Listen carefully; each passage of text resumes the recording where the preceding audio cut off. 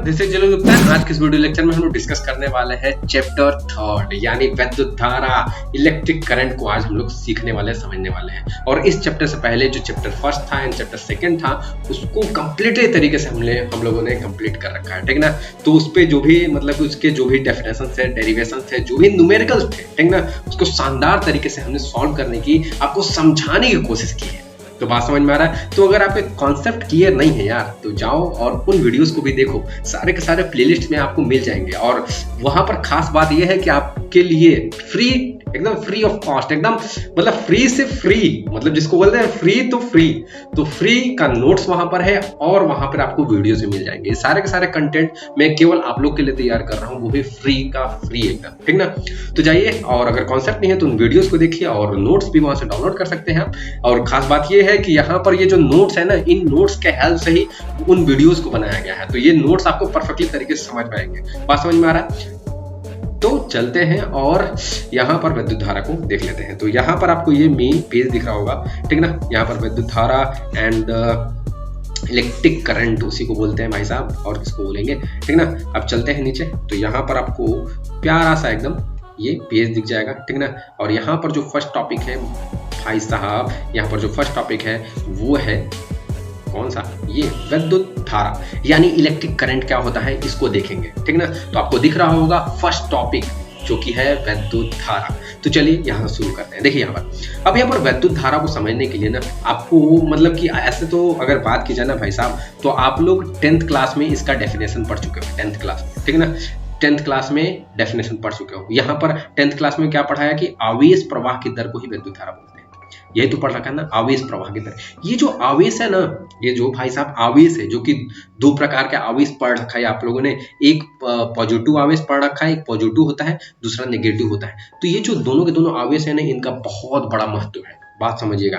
क्योंकि यहाँ पर विद्युत धारा कब होगा ये 10th क्लास में आपने पढ़ रखा है, तभी मैं इस डेफिनेशन को आपके पास में बार बार दोहरा रहा हूँ। ऐसे एक और नया डेफिनेशन है आप लोग के लिए, वो घबराना नहीं है, बहुत सारे तरीके से मैं आपको समझाने की कोशिश करूंगा यहाँ पर, ठीक ना।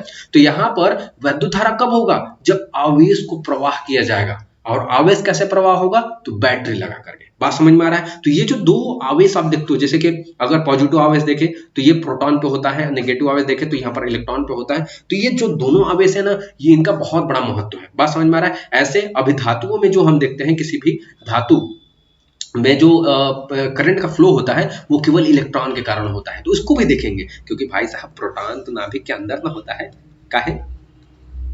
थोड़ा सोचिए, इलेक्ट्रॉन बाहर होता है कि नहीं। तो इलेक्ट्रॉन को थोड़ा सा भी ऊर्जा दे देंगे, एनर्जी दे देंगे, तो ये क्या हो जाएगा, ये फ्री हो जाएगा। देखिए यहाँ पर, अब बात को समझिएगा। आपने समझ लिया कि जो आवेश है अगर वो प्रवाह होने लगे तो वहां पर विद्युत धारा जरूर उत्पन्न हो जाएगा। तो यहाँ पर अगर विद्युत धारा का एक सिंपल सा डेफिनेशन आपको हम बता करके समझाने की कोशिश करें भाई साहब, तो यहाँ पर सिंपल सा डेफिनेशन आप देख सकते हो कि यहाँ पर क्या है कि आवेश प्रवाह की दर को विद्युत धारा कहते हैं। यानी आवेश अगर प्रवाह होगा, किसी भी चालक के अंदर आवेश होता है, तो उस चालक के अंदर ये जो आवेश है अगर ये प्रवाह होने लगे, ठीक ना, तो वहां पर विद्युत धारा खुद ब खुद उत्पन्न हो जाएगा। अब यहाँ पर मेन बात आता है ना कि आवेश कहाँ से, और यहाँ पर एक बात और समझिएगा, एक बात और यहाँ पर समझिएगा भैया, कि यहाँ पर जो आवेश है ना, ये जैसे जब आवेश की बात की जाती है तो ये जो आवेश है ना भैया, ये मुक्त होना चाहिए। जैसे इलेक्ट्रॉन है तो ये मुक्त इलेक्ट्रॉन कहलाएगा, मुक्त इलेक्ट्रॉन। और जानते हैं मुक्त इलेक्ट्रॉन कहाँ पाए जाते हैं, केवल धातु के अंदर। मतलब जो भी चालक होते हैं जिनमें हम आसानी से क्या करा सके, धारा का प्रवाह करा सके। यानी मतलब समझिए, उल्टा थोड़ा समझिए कि जहां पर धारा का प्रवाह हो रहा है यानी वहां पर मुक्त इलेक्ट्रॉन होंगे। जैसे में किसी भी धातु को ले लीजिए, कोई भी धातु, एल्युमिनियम हो, चाहे वो कॉपर हो, चाहे वो ये सिल्वर हो, गोल्ड हो, कोई भी धातु ले लीजिए, आयरन हो, कोई भी धातु, उसके अंदर मुक्त इलेक्ट्रॉन होते हैं बच्चा। ये बात समझिएगा कि उसके अंदर क्या होते हैं बच्चा, मुक्त इलेक्ट्रॉन होते हैं। और अगर प्लास्टिक की बात की जाए, लकड़ी की बात की जाए, तो उसके अंदर मुक्त इलेक्ट्रॉन नहीं होते हैं। बात समझ में आ रहा है कि नहीं बच्चा? तो इतना बात समझ गए बच्चा? चलो अब आगे देखते हैं। तो देखो यहाँ पर जो विद्युत धारा होता है ना, विद्युत धारा को हम आई से दिखाते हैं। किससे दिखाते हैं? आई से, ठीक ना। अब यहाँ पर देखो जो दर शब्द है ना बच्चा, दर शब्द बहुत ज्यादा मायने रखता है। कैसे? तो यहाँ पर कभी भी दर बोला जाए कि आवेश को किससे दिखाते हैं बच्चा? आप जानते हो क्यू से दिखाते हैं। और कहीं पर दर बोल देना तो उसको समय से भाग दे देते हैं। क्या कर देते हैं? समय से भाग देते हैं। इसीलिए आवेश कितनी मात्रा में, कितने दर से प्रवाह हो रहा है किसी भी चालक के अंदर, वो भी आवेश कैसा? वो मुक्त होना चाहिए। यानी अगर आवेश की, ऋणावेश की बात की जाती है तो वहां पर वो मुक्त इलेक्ट्रॉन होना चाहिए। बात समझ में आ रहा है? तो धातुओं में जो धारा का प्रवाह होता है वो केवल इलेक्ट्रॉन के कारण होता है। बाकी अभी आगे वाले चैप्टर में जानते हो, जब चैप्टर आप लोग आगे वाला पढ़ोगे ना, जब अर्धचालक वाला चैप्टर, जब सेमीकंडक्टर वाले में, तो वहां पर देखोगे कि धारा का जो प्रवाह है ना, पॉजिटिव कारण भी होता है। देखो मतलब जानते हो, एक बात समझिए आप कि जो धारा का प्रवाह हमेशा नेगेटिव कारण होता है। यानी सेमीकंडक्टर में भी जो अभी लास्ट, मतलब कि जब लास्ट चैप्टर आप पढ़ोगे सेमीकंडक्टर ना, उसमें भी देखोगे ना कि धारा का प्रवाह ये इलेक्ट्रॉन के कारण ही होता है। लेकिन एक कॉन्सेप्ट बना दिया गया है, ठीक ना, एक इमेजिनरी कॉन्सेप्ट। जो मेन रोल है ना इलेक्ट्रॉन का ही है हर जगह पर, चाहे धातु में, चाहे इस चैप्टर में, चाहे अगले वाले चैप्टर में। लेकिन अगले वाले चैप्टर में हम इसलिए बोल रहे हैं ना बच्चा के पॉजिटिव चार्ज के कारण, क्योंकि उसमें तो एक थोड़ा सा कॉन्सेप्ट बना दिया गया है। लेकिन ये कॉन्सेप्ट जानते हो इलेक्ट्रॉन के कारण ही आया है, ये बात समझिएगा। तो कभी भी धारा का जो प्रवाह होता है बच्चा, वो इलेक्ट्रॉन के कारण ही होता है। तो यहाँ पर समझिएगा, ठीक ना। तो यहाँ पर वो भी इलेक्ट्रॉन कैसे होने चाहिए बच्चा? मुक्त इलेक्ट्रॉन। हमने बताया ना, कोई भी धातु में मुक्त इलेक्ट्रॉन होते हैं, और किसी भी अधातु में, या फिर बोल सकते हैं किसी भी, जैसे लकड़ी हो गया, फिर या फिर कांच हो गया, या फिर प्लास्टिक आप ले लो, तो इनमें क्या होते हैं ना, इसमें मुक्त इलेक्ट्रॉन नहीं होते हैं। इसीलिए तो उनमें क्या होता है, धारा का प्रवाह नहीं होता है बच्चा। बात को समझिएगा। बात समझ में आ रहा है कि नहीं? तो इतना बात समझिएगा। अब यहाँ पर, जहां पर देखो क्यू क्या है बच्चा? आवेश है, और यहाँ पर टी समय है। तो इतना आप बात समझ गए होंगे। अब देखो बच्चा, चलो अब नया एक और डेफिनेशन आपको हम दिखा देते हैं, ठीक ना। अब यहाँ पर देखो बच्चा, एक और डेफिनेशन देखो। यहाँ पर डेफिनेशन, ये वाला डेफिनेशन क्या बोल रहा है कि किसी परिपथ में 1 सेकेंड में जितना आवेश प्रवाहित होता है, मतलब किसी परिपथ में 1 सेकेंड में जितना भी आवेश क्या चीज प्रवाहित होगा, उसे उस परिपथ की वैद्युत धारा बोलते हैं। मतलब कोई भी परिपथ है, ये देखो परिपथ है, मान लो एक वायर है, ठीक ना। अब इस परिपथ में, ये परिपथ कंप्लीट ऐसे होगा जब हम इसमें बैटरी वैटरी लगाएंगे, ठीक ना। तो अभी बस देखो, अभी आवेश का प्रवाह किस तरीके से होगा ना बच्चा, ये अभी मैं सब कुछ बताऊंगा आपको। अभी तो बस हमें आवेश को प्रवाह करवाना है, तो मैं बार बार बोल रहा हूँ आवेश प्रवाह होगा, लेकिन किस तरीके से होगा वो सब मैं बताऊंगा, ठीक ना। बस ध्यान से समझिएगा।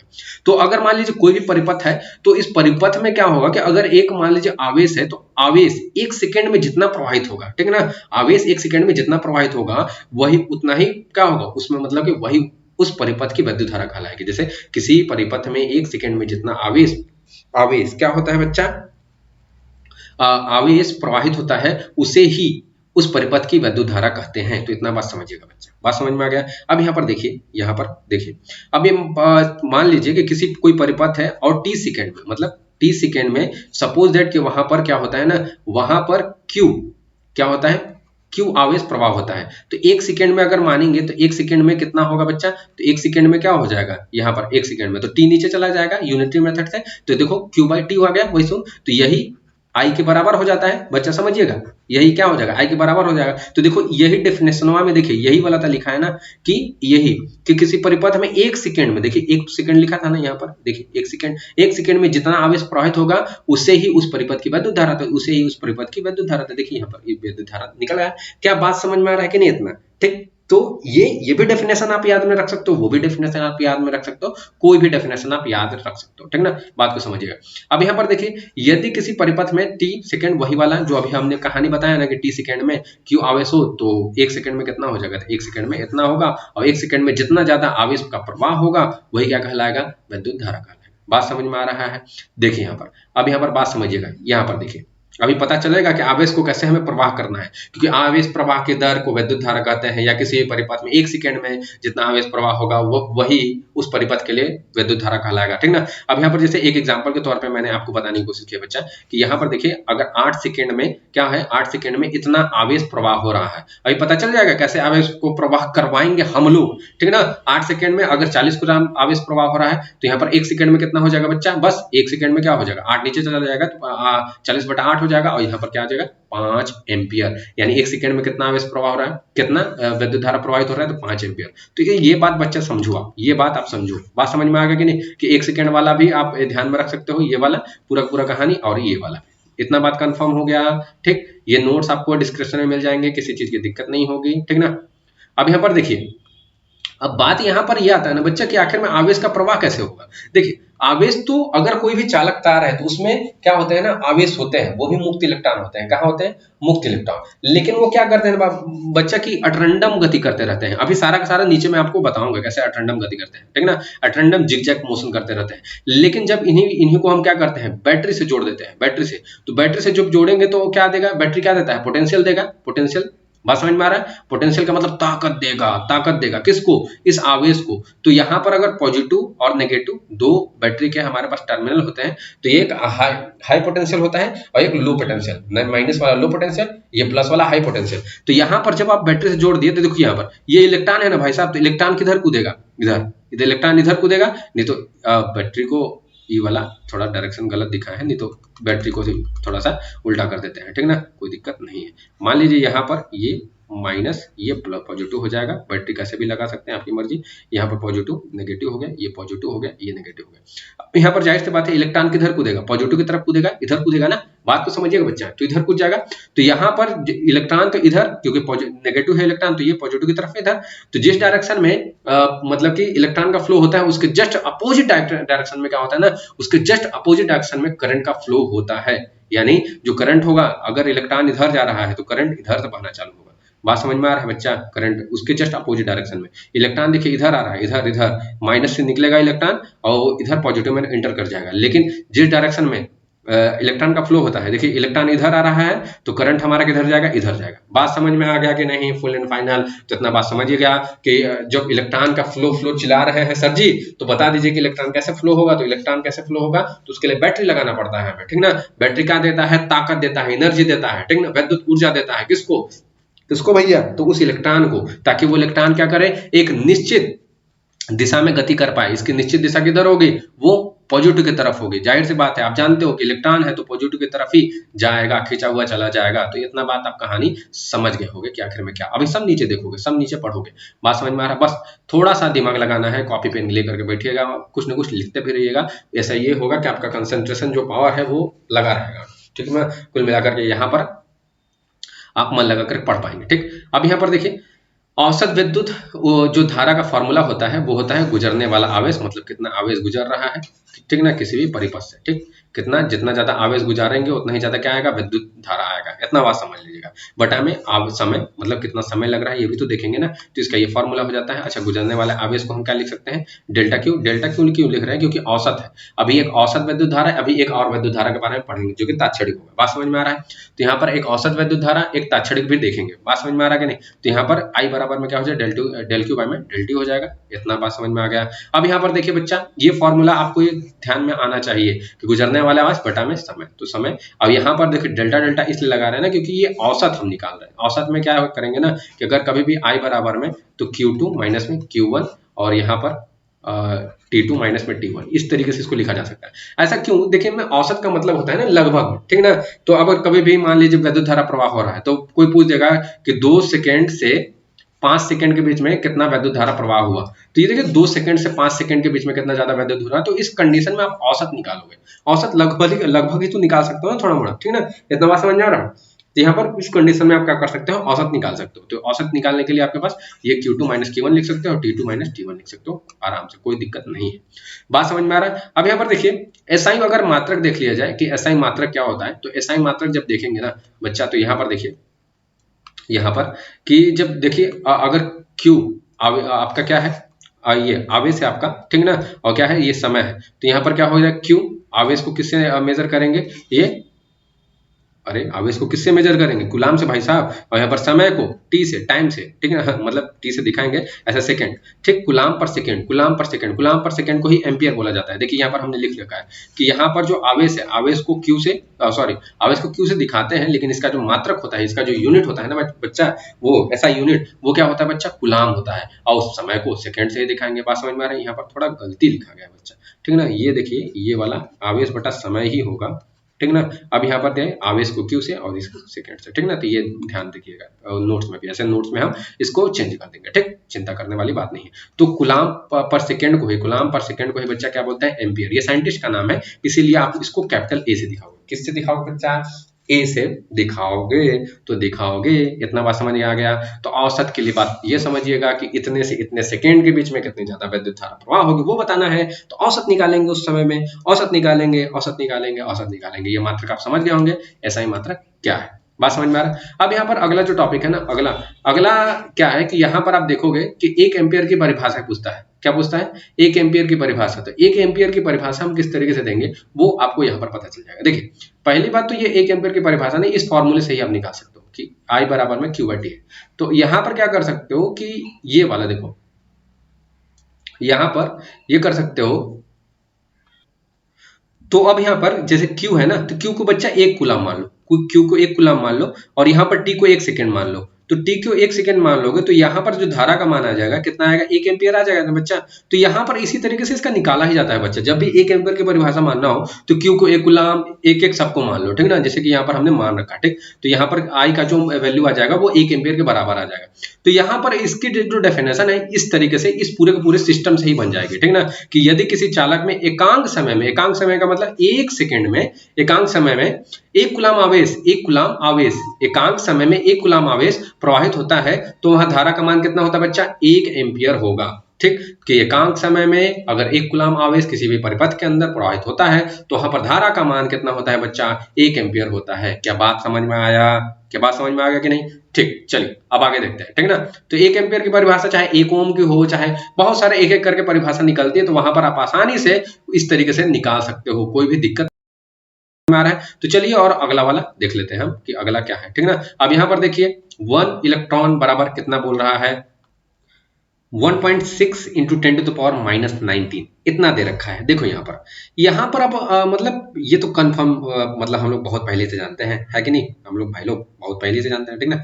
यहाँ पर देखिए तो ये वाली वैल्यू इतनी होती है 1, यानी 1 इलेक्ट्रॉन इक्वल टू में इतना होता है, ठीक। बहुत आसानी तरीके से जानते हैं। अब देखो यहाँ पर अगर बात की जाए तो यहाँ पर सबके मल्टीप्लीकेशन में 1 तो होता ही है, जानते हैं।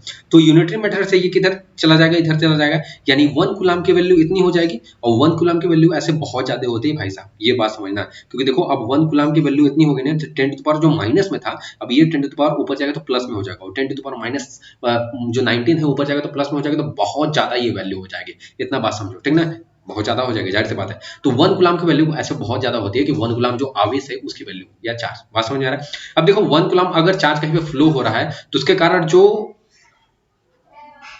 कारण जो क्या उसके 1 कूलम जो है, मतलब 1 कूलम की वैल्यू तो आगे तो इतना ही हो जाएगी ना।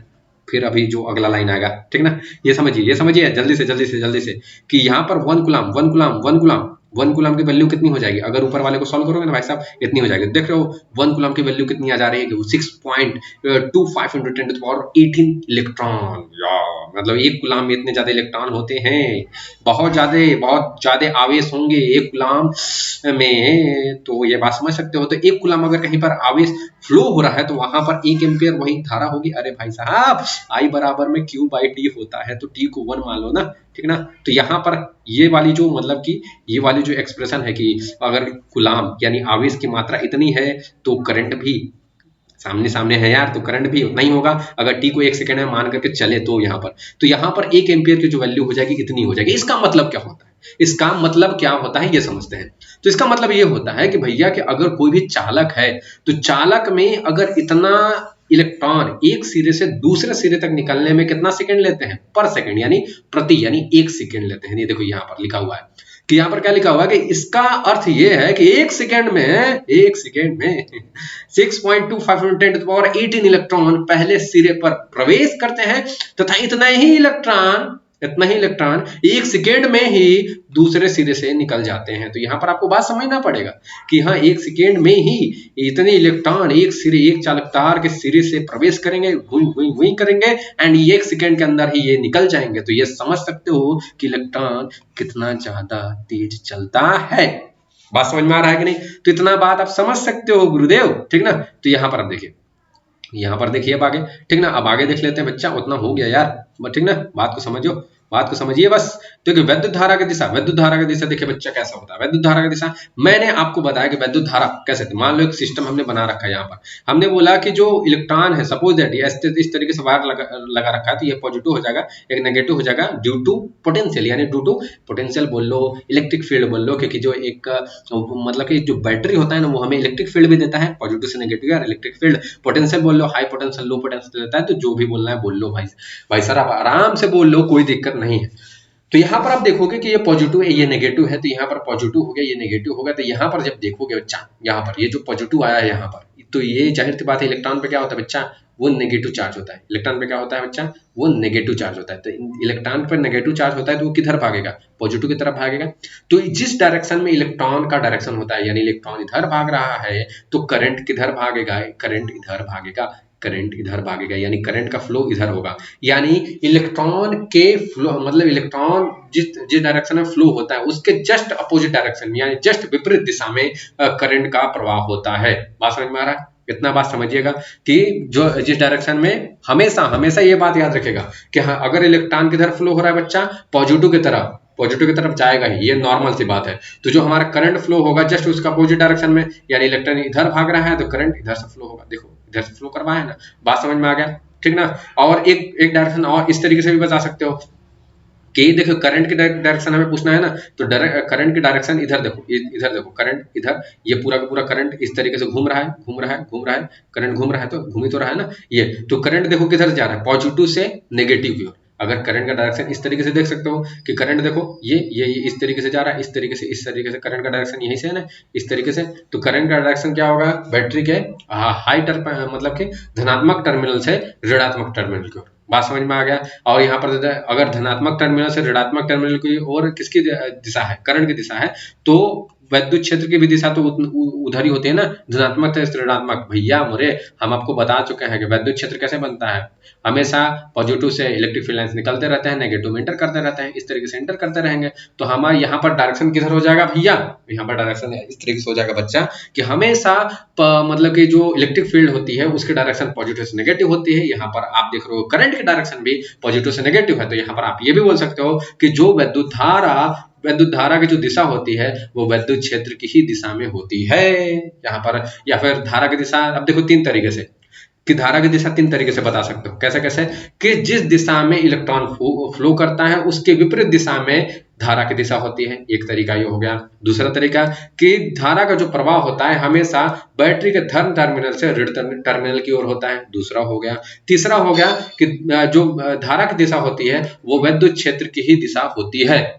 ये वाइवा में पूछा जाता है। बात समझ में आ रहा है? तो इसको आप लोग को मतलब याद रखना है भाई साहब। बात समझ में आ गया कि नहीं? तो यहाँ पर याद रखिएगा। देखिए यहाँ पर ऐसे हमने मेंशन किया है एक ही चीज के बारे में कि ये वाला कि विद्युत धारा की दिशा बैटरी के धनात्मक टर्मिनल से ऋणात्मक टर्मिनल की ओर होती है। ये ऐसे ज्यादा वाइवा में पूछा जाता है। मतलब अगर ये भी आंसर दे दोगे ना एकदम एक्यूरेट माना जाएगा। बाकी जो तीन बताया हमने वो लिख सकते हो आप कॉपी में। इसलिए मैं बोलता हूँ कॉपी पेन थोड़ा सा रखो यार, मतलब कि पास में रखोगे तो ज्यादा प्रॉफिटेबल होगा आपका, ठीक ना, ज्यादा समझ पाओगे चीजों को, ठीक, क्योंकि लिख पाओगे ना। बात समझ में आ रहा है कि नहीं? तो ये बात समझिएगा, ठीक। अब यहाँ पर देखिए, अब यहाँ पर वैद्युत धारा एक अदिश राशि है। अदिश राशि क्यों बोला जा रहा है भैया? देखो अब यहाँ पर देखिए ना, बात समझिएगा। यहाँ पर हम लोग दिशा की बात किए, जैसे सदिश राशियां अगर देखें कि सदिश राशि क्या होता है, तो सदिश राशि के लिए दिशा और परिमाण दोनों की आवश्यकता होती है। तो भैया परिमाण और दोनों की आवश्यकता होती है ना। तो यहाँ पर करंट है ना, धारा है, तो करंट के लिए दिशा तो आप लोग को तीन तरीके से मैंने दिशा बताया, ठीक ना, तीन तरीके से दिशा बताया,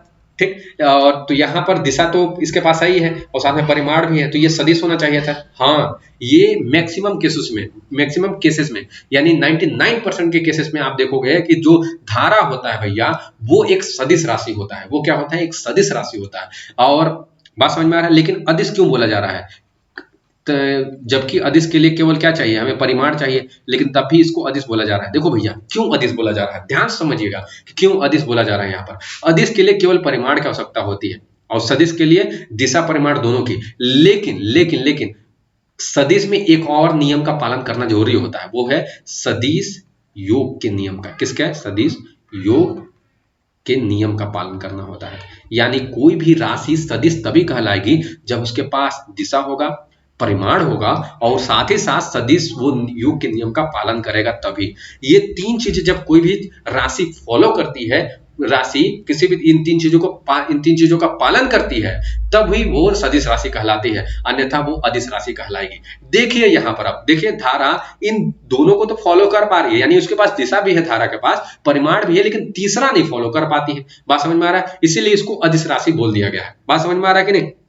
इतना बात समझिए। अभी हम आपको बताते हैं कि सदिश योग का नियम होता क्या है। ये बात समझ लीजिए कि ये तीसरा बेचारा नहीं फॉलो कर पाता है। ऐसे 99% के केसेस में धारा को एक सदिश राशि की तरह हम ट्रीट करते हैं, लेकिन यहाँ पर ये केवल एक छोटकू सा नियम ये फॉलो नहीं कर पा रहा है। कौन सा? धारा। इसीलिए इसको हम अदिश राशि मानते हैं। अब देखिए आपको बताते हैं कि सदिश योग का नियम क्या होता है। देखिए यहाँ पर हमेशा दिशा का बहुत बड़ा महत्व हम देखें। देखिए सदिश योग का नियम, मान लीजिए कि आपके पास बीच में एक बॉडी है, मान लीजिए बीच में एक बॉडी है, इधर से कोई आदमी 5 न्यूटन का बल लगा रहा है और इधर से कोई आदमी 5 न्यूटन का बल लगा रहा है। तो अगर इस वाले बल को हम पॉजिटिव लेंगे तो ये वाला जो बल है, मतलब जो 5 न्यूटन का बल लगा रहा है, वो जस्ट उसके विपरीत दिशा में है, यानी ये बच्चा क्या हो जाएगा, ये माइनस में आपको बल लेना पड़ेगा, ये माइनस में। तो कुल बल कितना हो जाएगा? 5 और माइनस में 5 हो जाएगा, तो ये 0 हो जाएगा। देखिए यहाँ पर तो कुल बल क्या हो जाएगा, मतलब जाहिर सी बात है बच्चा कि इतना ही जितना दम ये इधर का इंसान लगा रहा है उतना ही दम इधर का भी इंसान लगा रहा है, तो ये वस्तु कभी हिलेगी नहीं, हिलेगी डुलेगी नहीं, आराम से एक ही जगह पर रहेगी। इसीलिए तो बल का मान शून्य आ रहा है ना बच्चा। बात समझ में? क्योंकि समान बल लगा रहे हैं लेकिन डायरेक्शन अलग अलग है, इसीलिए वस्तु हिलेगी नहीं, बीच में रहेगी और बल का मान शून्य हो जा रहा है। तो इसका मतलब यह है कि वस्तु यहीं पर जमी रहेगी। बात समझ में आ गया? लेकिन अब देखिए बल क्या है ना, बल एक सदिश राशि है। क्या है? सदिश राशि है, क्योंकि इसके पास परिमाण भी होता है, दिशा भी होता है। बात समझिएगा, परिमाण भी होता है, दिशा भी। और अगर अदिश राशि का एक एग्जांपल हम आपको दें तो समय को मान सकते हैं। जैसे समय को बताने के लिए थोड़ा सा समझ लीजिए कि जैसे समय को बताने के लिए क्या होता है ना कि दिशा की जरूरत नहीं पड़ती है, कि ऐसे किसी से पूछते हैं कि भैया उत्तर दिशा में देख के बताओ कितना घड़ी में टाइम हो रहा है, ऐसे नहीं पूछते हैं। तो ये कुल मिलाकर अदिश राशि है, यानी इसको केवल परिमाण की आवश्यकता चाहिए, दिशा की कोई मतलब नहीं है इसका। और बल एक क्या है? सदिश राशि है। इतना बात समझ में आ रहा है, ठीक ना? अब यहाँ पर देखिए विद्युत धारा का जब बात आता है, यहाँ पर देखिए विद्युत धारा, तो विद्युत धारा का हम सदिश योग का नियम आपको बता रहे हैं। तो ऊपर वाले में समझ गए होंगे कि बल एक क्या है? सदिश राशि है। इतना बात समझ गए। अब यहाँ पर देखिए विद्युत धारा सदिश योग के नियम का पालन नहीं करता। देखिए अब यहाँ पर हमारे पास एक तार है और ये तार क्या है, इस तार में हम क्या कर रहे हैं ना कि इस तार में हम धारा प्रवाहित कर रहे हैं, वो भी 10 एम्पियर। कितना बच्चा? 10 एम्पियर धारा प्रवाहित किया जा रहा है इस तार में। अब यहाँ पर देखिए ये तार इधर हमने फैला दिया, इधर फैला दिया, यहाँ पर बल्ब लगा दिया है। अब जाहिर सी बात है कि आप हमेशा घरों में देखोगे कि इस तरीके से वायरिंग किया जाता है और यहाँ पर इस तरीके से वायरिंग किया जाता है, तब भी ये दोनों बल्ब जलता है। कहने का मतलब है कि एक तार इधर गया, इधर भी हमने एक बल्ब लगा दिया, ठीक ना, और यहाँ पर 10 एम्पियर दिया हुआ है, तो ये वाला भी बल्ब क्या होगा? जलेगा, ठीक ना। ये भी 5 एम्पियर का बल्ब है और यहाँ पर भी 5 एम्पियर का बल्ब है, तो ये दोनों के दोनों बल्ब जलेंगे। ऐसा कभी नहीं होता है बच्चा कि 10 एम्पियर दिया और इन दोनों की दिशा विपरीत होने के कारण यहाँ पर इन दोनों की दिशा, क्योंकि ये तो इधर लगा है ना बल्ब, ये तो इधर लगा है, तो ऐसा नहीं होता है ना कि ये दोनों बल्ब जले ही ना। बल्ब जलता है बच्चा, आप लोग घर पे देखना, बल्ब जलता है, यानी ये सदिश के योग के नियम का पालन नहीं कर रहा है, यानी यहाँ पर दिशा विपरीत है। यहाँ पर बच्चा दिशा विपरीत है, तब भी यहाँ पर आप देख रहे हो कि दोनों के दोनों एक दूसरे को कैंसिल आउट नहीं कर रहे हैं। जबकि यहाँ पर आप देखो कि ये वाला जो बल है ना, ये यहाँ पर जो बल है ना, ये सदिश योग के नियम का पालन कर रहा है, क्योंकि यहाँ पर दिशा विपरीत हो जा रहे हैं, तो दिशा विपरीत होने के कारण जो बल आ रहा है शून्य आ रहा है। लेकिन धारा जो है हमारा यहाँ पर धारा पालन नहीं कर रहा है, एक दूसरे को कैंसिल आउट नहीं करते हैं, यानी दोनों के दोनों बल्ब जलते हैं बच्चा। ये बात समझिए आप, दोनों के दोनों बल्ब जलते हैं, यानी अगर 10 एम्पियर दे रहे हैं तो 5 एम्पियर में बढ़ जाते हैं वो। क्या बात आपको बच्चा समझ में आ रहा है इतना? ठीक, चलिए अब आगे देखते हैं, ठीक ना। अब आगे थोड़ा सा देखते हैं हम लोग, ठीक। देखिए अब इतना बात समझ में आ गया होगा, ठीक ना, पूरा कंप्लीट हो जाएगा बच्चा। अब यहाँ पर एक चीज ये देखते हैं तात्क्षणिक विद्युत धारा क्या होता है, उसके बाद हम लोग सवाल पे चलते हैं, ठीक ना। तात्क्षणिक विद्युत धारा देख लेते हैं, चलिए। तो यहाँ पर तात्क्षणिक विद्युत धारा का मतलब ये होता है ना कि जैसे कि जब भी तात्क्षणिक विद्युत धारा पूछे ना, तो इसका मतलब ये आप समझ लोगे तुरंत कि हमें जो विद्युत धारा पूछा जा रहा है ना भैया, एकदम मतलब कि इंस्टेंटेनियस पूछा जा रहा है। इंस्टेंटेनियस का मतलब यानी तात्क्षणिक का मतलब ये होता है कि जैसे कि मान लो किसी भी वायर में करंट फ्लो हो रहा है, ठीक ना, तो पूछ दिया कि 5 सेकेंड बाद कितना करंट फ्लो हुआ, 6 सेकेंड बाद बताओ, 7 सेकेंड बाद, मतलब एकदम मतलब तुरंत का। जैसे कि एकदम ठीक ना 10 सेकंड बाद बताओ, तो ऐसा कभी भी अगर पूछ देगा ना एकदम इंस्टेंटेनियस का मतलब है तात्क्षणिक तुरंत, ठीक ना, कि इतने मिनट बाद कितना होगा, इतने सेकंड बाद कितना धारा का प्रवाह हुआ, तो उस केस में हम तात्क्षणिक विद्युत धारा को स्टडी करते हैं, उसको जानने की कोशिश करते हैं। बात समझ में आ रहा है। बाकी वहां पर औसत वाला क्या था कि उसमें औसत वाले में क्या पूछ दिया था, अभी इससे पहले जब हमने औसत वाला देखा तो औसत वाले में ये बोलेगा ना कि भैया 5 सेकंड से 10 सेकंड के बीच में बताओ कितना ज्यादा विद्युत धारा प्रवाह हुआ, 10 सेकंड से 15 सेकंड के बीच में बताओ भैया भाई कितना ज्यादा, मतलब इतने के इतने बीच में, इतने के इतने अंतराल में जब पूछेगा तो औसत निकालना है, ठीक ना। और यहाँ पर तात्क्षणिक कब निकालोगे कि एकदम एकदम तात्क्षणिक क्या बोलते हैं इंस्टेंटेनियस, अगर बोलेगा तब इंस्टेंटेनियस का मतलब कि 1 सेकंड बाद बताओ, 2 सेकंड बाद बताओ, 4 सेकंड बाद बताओ, ठीक ना। बात समझ में आ रहा है। इसमें कोई इंटरवल नहीं देगा, इसमें बस क्या बोलेगा 1 सेकंड 2 सेकंड 1 मिनट 2 मिनट बाद बताओ, इस तरीके से देगा। बात समझ में आ गया। तो इस केस में इसका जो फॉर्मूला होता है डी क्यू बटा में डी थीटा, वहां पर डेल्टा लगाया था, यहाँ पर डी लगा दिया है। डी का मतलब होता है डिफरेंशिएशन, यानी यहाँ पर अवकलन करना है। अवकलन का मतलब क्या होता है बदलाव, यानी बदलाव करेंगे। कैसे बदलाव करेंगे, तो क्यू को बदलेंगे विद रिस्पेक्ट टू टी, यानी टाइम के रिस्पेक्ट में। क्योंकि भैया जितना ज्यादा जो आवेश है टाइम के रिस्पेक्ट में अगर फ्लो करता है, जितना ज्यादा आवेश फ्लो करेगा समय के साथ, तो वहां पर उतना ही ज्यादा विद्युत धारा होगा तो होगा। इतना बात समझते चलिए। बात समझ में आ रहा है। तो यहां पर Q क्या है कि Q है भैया, Q का अवकलन कर देंगे T के सापेक्ष। बात समझ में आ गया होगा एकदम शानदार तरीके से। अब आगे देखिए, आगे क्या है सवाल है। अब सवाल में क्या बोल रहा है देखिए, आराम से समझिएगा, एकदम इजी सवाल है ये, ठीक ना, एकदम आराम से बबुआ समझिएगा। देखिए यहाँ पर Q बराबर आवेश दे रखा है, Q बराबर इतना हो, तो T बराबर में 3 सेकंड पर तात्क्षणिक विद्युत धारा। अभी तुरंत बताएं कि तात्क्षणिक के लिए बस ये अवकलन कर देना है। अवकलन कैसे करना है बताएंगे अभी हम, ठीक ना। तथा T बराबर इतना से इतना, ये औसत पूछ रहे हैं, औसत धारा का मान ज्ञात करो। तो ये आसान है, ये निकल जाएगा। देखिए अब यहाँ पर आगे ये समझ लीजिए कि D बाई डी क्यू, अगर x के पावर कोई n क्वांटिटी रहेगी तो इसका जो फॉर्मूला है ना बच्चा, इसका फॉर्मूला होता है n x के पावर n-1 होता है। तो इसमें कोई दिक्कत नहीं होगी आपको। बात समझ में आ रहा है। अब यहाँ पर तो यहाँ पर आप देखोगे कि यहाँ पर जो Q की वैल्यू वो दी हुई है यहाँ पर, तो यहाँ पर आसानी से आप तात्क्षणिक विद्युत धारा निकाल सकते हो, कोई दिक्कत नहीं होगा। कि क्या होगा कि D Q by D T कर दो और यहाँ पर क्या रखोगे Q का वैल्यू रख दो। तो Q का जब वैल्यू रखोगे बच्चा तो कितना आ जाएगा टी स्क्वायर प्लस में 40 प्लस में 5 आ जाना है। तो यहाँ पर इतना। तो अब यहाँ पर ये फॉर्मूला आप समझ गए होंगे कि कभी भी x के पावर n हो, यानी अगर t के पावर n हो तब भी वही फॉर्मूला बनेगा, बस डिफरेंशिएशन पहले होना चाहिए। कि डिफरेंशिएशन तो क्या हो जाएगा n t to the power n-1, कुल मिलाकर इस तरीके का स्ट्रक्चर ही आपका बन जाएगा, ठीक ना। अगर x के पावर n होगा तो nx के पावर n-1 हो जाएगा। ये सिंपल सा स्ट्रक्चर है इस फॉर्मूले का। तो यहाँ पर अगर आपके पास सपोज दैट कि आपके पास दे दिया x या t के पावर दे दिया, मान लीजिए एक एग्जांपल के तौर पे, यहाँ पर ये समझ लीजिए, ये बहुत ईजी है। यहाँ पर ये समझ लीजिए कि अगर डिफरेंशिएशन करने के लिए दे दिया बच्चा, और डिफरेंशिएशन में क्या दे दिया कि यहाँ पर आपको करना है t to the power, suppose that t to the power 5 है, इसका क्या करना है डिफरेंशिएशन करना है। तो इसी फॉर्मूले पर तो देखिए जो पावर होता है सामने आ जाता है। देखिए n था, n आगे आ गया था, x था, t रहेगा तब भी n तो आप पहले ही आएगा ना, तो यहाँ पर 5 पहले आ जाएगा। अब यहाँ पर क्या लगते हैं, जो नीचे वाला t रहता है, ये t रहेगा तो t, x रहेगा तो x, फॉर्मूला किसी भी टर्म में हो सकता है। अब यहाँ पर क्या होते हैं n-1, यानी 5 में से -1, तो 5 -1 हो जाएगा। तो बच्चा यहाँ पर कितना आ जाएगा 5t टू द पावर 4 आ जाना है। बात समझ में आ गई। ये एग्जांपल, ये फॉर्मूला समझ में आ गया, कोई दिक्कत नहीं होगा समझने में। चलिए अब यहाँ पर देख लीजिए।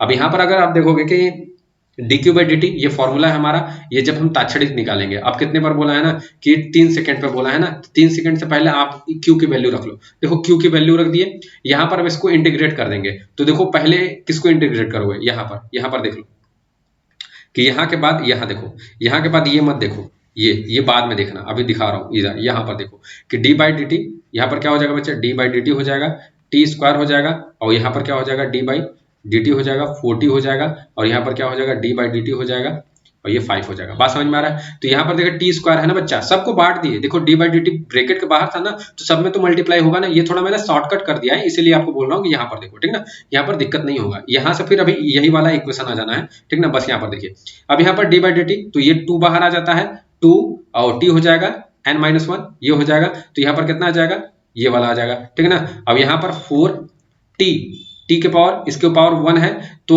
इसका देखो यहाँ पर कर लो, 1 बाहर आ जाएगा, टी हो जाएगा 1-1, तो 1 के किसी के पावर 0 का मतलब 1 ही आ जाता है, तो टी का कितना हो जाएगा 1 हो जाएगा। बात समझ में आ रहा। और किसी भी नंबर, कोई भी कांस्टेंट हो, कोई भी कांस्टेंट का मतलब कोई भी नंबर हो, उसका अगर आप डिफरेंशिएशन कर रहे हो, ठीक है ना, अवकलन कर रहे हो उसका, ठीक है ना, तो उसका वैल्यू 0 हो जाता है। बात समझ में आ रहा है। तो यहाँ पर क्या जाएगा 2 2 माइनस 1 क्या हो, 1 हो जाएगा और यहाँ पर 4 आ जाएगा। बात समझ में आ गया। तो 2t प्लस में 4 देखो यहाँ पर है, 2t प्लस में 4 ये वाला यहाँ पर है ना, पहले कितना आया था, ये देखो इतना ही 2t 1 क्या है यार, 1 तो हटा दो ना, तो 2t आ जाएगा प्लस 4, तो इतना क्या बात समझ में आ गया। तो 2t प्लस 4 आ गया। अब यहाँ पर बोल रहा था t बराबर कितने पर, t बराबर 3 सेकंड पर बोल रहा था कि हमें जो करंट होगा यानी जो विद्युत धारा होगी वो कितनी होगी। तो t बराबर 3 सेकंड पर निकालना है यार, तो t बराबर 3 सेकंड पर निकाल दो ना, t की जगह पर कितना रख दो, 3 रख दो, यहाँ पर प्लस में 4 आ जाएगा, तो 6 प्लस में 4 इक्वल टू 10 हो जाना है। बात एकदम सिंपल सी है, कोई ज्यादा दिक्कत नहीं होगी। तो ये आपका ताक्षणिक विद्युत धारा निकल गया कुल मिलाकर के। बात समझ में आ रहा है, ये ताक्षणिक निकल गया। अब एवरेज देख लेते हैं यानी औसत विद्युत धारा देख लेते हैं। तो औसत के लिए हमने क्या बताया था कि डेल्टा होता है, तो डेल्टा क्यू बटा में डेल्टा टी। अच्छा, हमने ये पहले आपको बताया रखा था कि इस फॉर्मूले को इस तरीके से लिख सकते हो, Q2 माइनस Q1 बटा में Q2 माइनस T1। बात समझ में आ रहा है, क्योंकि समय भी दिया हुआ है उसमें, ठीक ना, कितना 0 से 2 सेकंड के बीच में। तो यहाँ पर देखो जो Q हो जाएगा, Q 2 सेकंड लिख दोगे क्योंकि ये समय दिया हुआ है कि जो पहला मतलब कि जो Q जो होगा ना 2 सेकंड से इतने के बीच में। अरे यार सवाल देख लो ना, क्या दिक्कत है, देखो यहाँ पर सवाल देखो, यहाँ पर देखो 0 से लेकर 2 सेकंड के बीच में पूछा जा रहा था। तो हमारे पास औसत हम क्या निकाल रहे हैं, Q2, इसको Q1 माइनस Q2 भी लिख सकते हो, और मतलब Q1 माइनस Q2 भी और Q2 माइनस Q1 भी लिख सकते हो, कोई दिक्कत नहीं आएगा उसमें, उतना ज्यादा सोचिए मत। ठीक, बात समझ में आ रहा है कि नहीं। तो यहाँ पर Q 2 सेकंड, Q 0 सेकंड हो जाएगा, 2 माइनस 1 हो जाएगा। अब यहाँ पर देखो Q 2 सेकंड, तो यह फॉर्म जो हमारे पास इक्वेशन था, इक्वेशन क्या था, इक्वेशन तो यही था ना, यहाँ पर देखिए इक्वेशन भैया हमारा यही था, T square plus 4t plus 5 यही वाला। तो इसी में क्या रख दो, Q बराबर 2 रख दो, क्योंकि 2 सेकंड पर पूछ रहा है ना। तो टी क्या है, टाइम है भाई साहब। तो यहाँ पर Q बराबर 2 रख दो, Q बराबर में 0 रख दीजिए, और यहाँ पर 2 माइनस 0 हो जाएगा, क्योंकि 0 सेकंड से 2 सेकंड पूछा था। तो ये हमारा T2 है, ये हमारा T1 है। तो ऊपर देखो ये T2 हमने आगे लिया था ना, इसमें T2 माइनस में T1 लिया था, तो इसीलिए 2 माइनस 0 हो जाएगा। बात समझ में आ रहा है कि नहीं। तो ये वाला जब इसको सॉल्व करोगे तो आपका 6A आ जाएगा। अब इतना आसान कैलकुलेशन तो आप कर ही लोगे, इसमें कोई दिक्कत नहीं पड़ेगा। हमने कॉन्सेप्ट यहाँ पर, बस कॉन्सेप्ट समझिए बच्चा, कॉन्सेप्ट यहाँ पर बोल क्या रहा है, क्वेश्चन में आकर बोला जा क्या रहा है, क्या बोलने की कोशिश कर रहा है, ठीक ना, क्या पूछने की कोशिश कर रहा है, ये समझिए तो आपका सवाल आसानी से लग जाएगा। अब अगला क्वेश्चन देखिए, अगला क्वेश्चन बोल क्या रहा है ना, इसको शानदार तरीके से देखिए, ठीक ना। ये क्वेश्चन आ जाएगा, जैसे अगर आप इस वीडियो को कभी भी देख रहे होगे तो इस क्वेश्चन को आगे अपने से ट्राई करने की कोशिश कीजिए, फिर वीडियो आगे बढ़ा ही सकते हो, ठीक ना, फिर आगे देखते जाओगे तो आपका आंसर आ जाएगा। वेरी गुड, ठीक ना। अब चांदी के तार में अगला जो क्वेश्चन है देखिए, यहाँ पर चांदी के तार में 90 गुलाम आवेश है, यानी आवेश का मान दे दिया 90 गुलाम। टाइम बोल रहा है 1 घंटा 15 मिनट बोल रहा है, देखो अब घंटा दे दिया है, मिनट दे दिया है, तो यानी कुल मिलाकर के हमें एक टाइम चाहिए, या तो मिनट में ले लो या तो घंटा में। तो यहाँ पर टाइम को चेंज करना पड़ेगा, जो कि टाइम को नीचे हम चेंज कर, देखिए 1 आवर 15 मिनट था, तो 1 आवर दोनों को फिर मिनट में चेंज कर दिया, तो कितना हो जाएगा ये 1 आवर को वगैरह वगैरह अभी भी देख ले रहे हैं, ठीक है ना। आगे क्वेश्चन पढ़ लेते हैं तब ना। चांदी के तार में 90 गुलाम आवेश का मान दे दिया है, और 1 घंटा 15 मिनट में, देखिए चांदी के तार में 90 गुलाम आवेश 1 घंटा 15 मिनट में बह रहा है, ठीक। तो तार में बहने वाला विद्युत धारा का मान ज्ञात करना है, यानी चांदी का तार था, 90 गुलाम जो आवेश था, इतने घंटा इतने मिनट बह रहा था, तो वहां पर आपको क्या ज्ञात करना है बच्चा, वहां पर आपको ज्ञात करना है विद्युत धारा का मान ज्ञात करना है। तो यहाँ पर देख लीजिए आगे टाइम, हमने बोला कि टाइम 1 में रहना चाहिए, जैसे कि टाइम हमेशा हम SI यूनिट में लेते हैं, तो SI यूनिट में ही कर लो, तो भाई बात समझ में आ रहा है ना, तो SI यूनिट में कर लेते हैं। SI या फिर MKS दोनों एक ही होता है, याद रखना ये दोनों एक ही होता है, भूलना नहीं, ठीक ना। MKS का मतलब क्या हो जाएगा, ये मीटर हो जाएगा, किलोग्राम के किलोग्राम, और एस फॉर सेकेंड हो जाएगा। तो एमकेएस का मतलब ये होता है, एसआई का मतलब इंटरनेशनल सिस्टम होता है, ये बात समझिए। अब यहाँ पर देखिए दोनों को हम एसआई या एमकेएस दोनों एक ही चीज होते हैं, तो एमकेएस में चेंज कर दे रहे हैं कि यहाँ पर 1 आवर में 60 मिनट होता है, दोनों को ऐड कर देंगे 75 मिनट टाइम हो जाएगा। बात समझ में आ रहा है इतना। अब यहाँ पर देखिए चूंकि टाइम मिनट, सॉरी हम एमकेएस में चेंज कर रहे हैं तो टाइम सेकंड में होना चाहिए, सॉरी, तो टाइम सेकंड में होना चाहिए, तो मिनट को हटा करके, ये मिनट को हटा करके, ये मिनट को हटा करके हम इसे सेकंड में चेंज कर रहे हैं, तो 60 से क्या कर दोगे मल्टीप्लाई कर दो, तो जो मिनट है वो सेकंड में चेंज हो जाएगा। तो इसीलिए देखिए नीचे वाले में 60 से हमने क्या कर दिया बच्चा, वो मल्टीप्लाई कर दिया यहाँ पर, ठीक ना, ये मल्टीप्लाई कर दिया है। बात समझिए, क्योंकि एम के एस यानी मिनट होना चाहिए, सॉरी मीटर होना चाहिए, ठीक है ना, किलोग्राम होना चाहिए, सेकंड होना चाहिए। बस है, ये मीटर होगा बच्चा, किलोग्राम होगा, सेकंड होगा। आई होप बात को समझ रहे होंगे, ठीक ना। तो ये चेंज कर दिया, अब कुछ नहीं करना है बच्चा, आपके पास आवेश दिया हुआ है, टाइम निकल गया, दोनों को डिवाइड कर दीजिए एंड आपका जो आंसर है वो आ जाएगा, कोई दिक्कत नहीं होगा समझने में। देखिए इसको जब सॉल्व करेंगे 3/150 को तो इतना आ जाएगा। बात समझ में आ रहा है, क्या बात समझ में आ रहा है कि नहीं आ रहा है, तो इतने आसानी तरीके से आप इस क्वेश्चन को सॉल्व कर पाएंगे, ठीक। अब आगे देखते हैं, कुछ इंपॉर्टेंट पॉइंट को देख लेते हैं, ठीक ना, कि इंपॉर्टेंट पॉइंट आखिर में क्या बोलने की कोशिश कर रहे हैं, क्या चीख के बोलने की कोशिश कर रहे हैं। तो यहाँ पर देखिए जो पॉइंट है, ये पॉइंट में बोला जा रहा है बच्चा पॉइंट में क्या बोला जा रहा है कि यहाँ पर ये बोला जा रहा है बच्चा कि अगर अगर चालक में मुक्त इलेक्ट्रॉन, मतलब एक चालक है उसमें मुक्त इलेक्ट्रॉन जानते हैं कितने होते हैं, मतलब प्रति मीटर क्यूब पे, मतलब 1 मीटर क्यूब में 10 घाते 29। ये फैक्ट जानिए। बात समझ में, ये कुछ बातें हैं जो आपको याद रखनी है। बात समझ में आ रहा है ना कि चालक में जो मुक्त इलेक्ट्रॉन होते हैं प्रति मीटर क्यूब, यानी 1 मीटर क्यूब में वॉल्यूम की बात की जा रही है यानी आयतन के, तो 1 मीटर क्यूब आयतन में लगभग 10 घाते 29 इलेक्ट्रॉन होते हैं, वो भी मुक्त इलेक्ट्रॉन। तो ये इलेक्ट्रॉन बहुत ज्यादा होते हैं बच्चा, ये बात समझना। काउंट कर पाओगे? नहीं काउंट कर पाओगे जल्दी। बात समझ में आ रहा है कि नहीं? क्योंकि इतना तक आप सीखे ही नहीं हो। बात समझ में आ रहा है? तो यहाँ तक आप नहीं काउंट कर पाओगे, तो इतने ज्यादा इलेक्ट्रॉन होते हैं। अब बेस्ट कंडक्टर आप जानते हो चांदी को बोला जाता है, थोड़ा सा मैं रिवीजन करा देता हूँ। ऐसे देखो, सबसे अच्छा कंडक्टर चांदी है, फिर उसके बाद तांबा को माना जाता है, उसके बाद सोना को, उसके बाद एल्यूमिनियम को। क्या इतना बात आपको पता था पहले? अगर नहीं पता था तो अरविंद अरोड़ा सर जी के जैसे कमेंट बॉक्स में जरूर लिखे, ठीक ना। यहाँ पर देखिए, तो इतना बात समझ में आ गया होगा बच्चे। तो यहाँ पर अब देखिए, अब आगे चलते हैं। अब आगे देखिए, आगे की बात को जानते हैं कि देखिए यहाँ पर अगर हम बार बार आवेश के बारे में बात कर रहे हैं कि आवेश होता क्या है, आवेश होता क्या है, तो धातुओं में जो धारा का प्रवाह होता है ना, वो किस आवेश के कारण होता है? तो इलेक्ट्रॉन के कारण होता है। ये भी मुक्त इलेक्ट्रॉन यहाँ पर हमें बोलना चाहिए, ठीक है ना। मुक्त इलेक्ट्रॉन के कारण ही धातुओं में हमेशा क्या होता है? धारा का प्रवाह होता है। इतना बात समझ में आ रहा है? और जहां तक की बात करें कि अगर मान लीजिए द्रव या फिर किसी गैस में अगर हमें विद्युत धारा का प्रवाह करना होगा, तो वहां पर मुक्त आयनों के कारण, यहाँ पर भी मुक्त शब्द जोड़ दीजिएगा, मुक्त आयनों के कारण, मुक्त, ये मुक्त याद रखिएगा, ये समझने की कोशिश कीजिए कि मुक्त आयन, और वो मुक्त देखिए यहाँ पर जैसे कि केवल मुक्त इलेक्ट्रॉन के कारण, ठीक ना, मुक्त प्रोटॉन के कारण नहीं, क्योंकि प्रोटॉन तो अंदर होता है नाभिक के, ठीक ना। तो मुक्त इलेक्ट्रॉन के कारण ही केवल होता है। और लेकिन द्रव और जब गैसों की बात करते हैं तो यहाँ पर मुक्त आयन के कारण, और वो आयन जो होंगे वो पॉजिटिव भी हो सकते हैं, यानी धनात्मक भी हो सकते हैं, और ऋणात्मक भी हो सकते हैं, तो दोनों में से कोई भी, ठीक ना। जैसे कि अगर यहाँ पर सपोज करेंगे कि अगर जो NaCl होता है, अगर NaCl है तो NaCl अगर ठोस मात्रा में है ना, जैसे कि जो घर में होता है, तो वो अभी देखो इसमें क्या आप धारा का प्रवाह नहीं कर पाओगे, ठीक ना। जैसे लगा दो तार तो क्या बल्ब जलने लगेगा? नहीं। इसी लेकिन जब ये NaCl को हम क्या चाहिए? आयंस में तोड़ दें। आयंस में तोड़ने के लिए क्या करना पड़ेगा? इन्हें पानी में घोल दीजिए।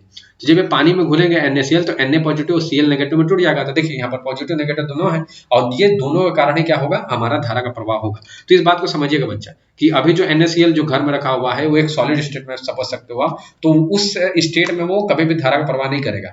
लेकिन जब इसी स्टेट को आप क्या कर दो? पानी में घोल दो, और पानी में घोलने के बाद क्या करो? फिर इसे पानी में घोलने के बाद फिर इसमें धारा का प्रवाह करने की कोशिश करो, तो ये जो आयंस हैं जरूर ही धारा का प्रवाह करेंगे। और कौन कौन? दोनों ही आयंस, यानी पॉजिटिव भी और नेगेटिव भी। क्या इतना बात समझ में आ रहा है? अगर इतना बात समझ में आ गया होगा बच्चा, तो अगले वाले टॉपिक पे हम लोग चल जाते हैं, जो कि अपवाह या अनुगमन वेग है, यानी ड्रिफ्ट वेलोसिटी बोला जाता है इसको। ठीक, तो समझ लेते हैं इसको।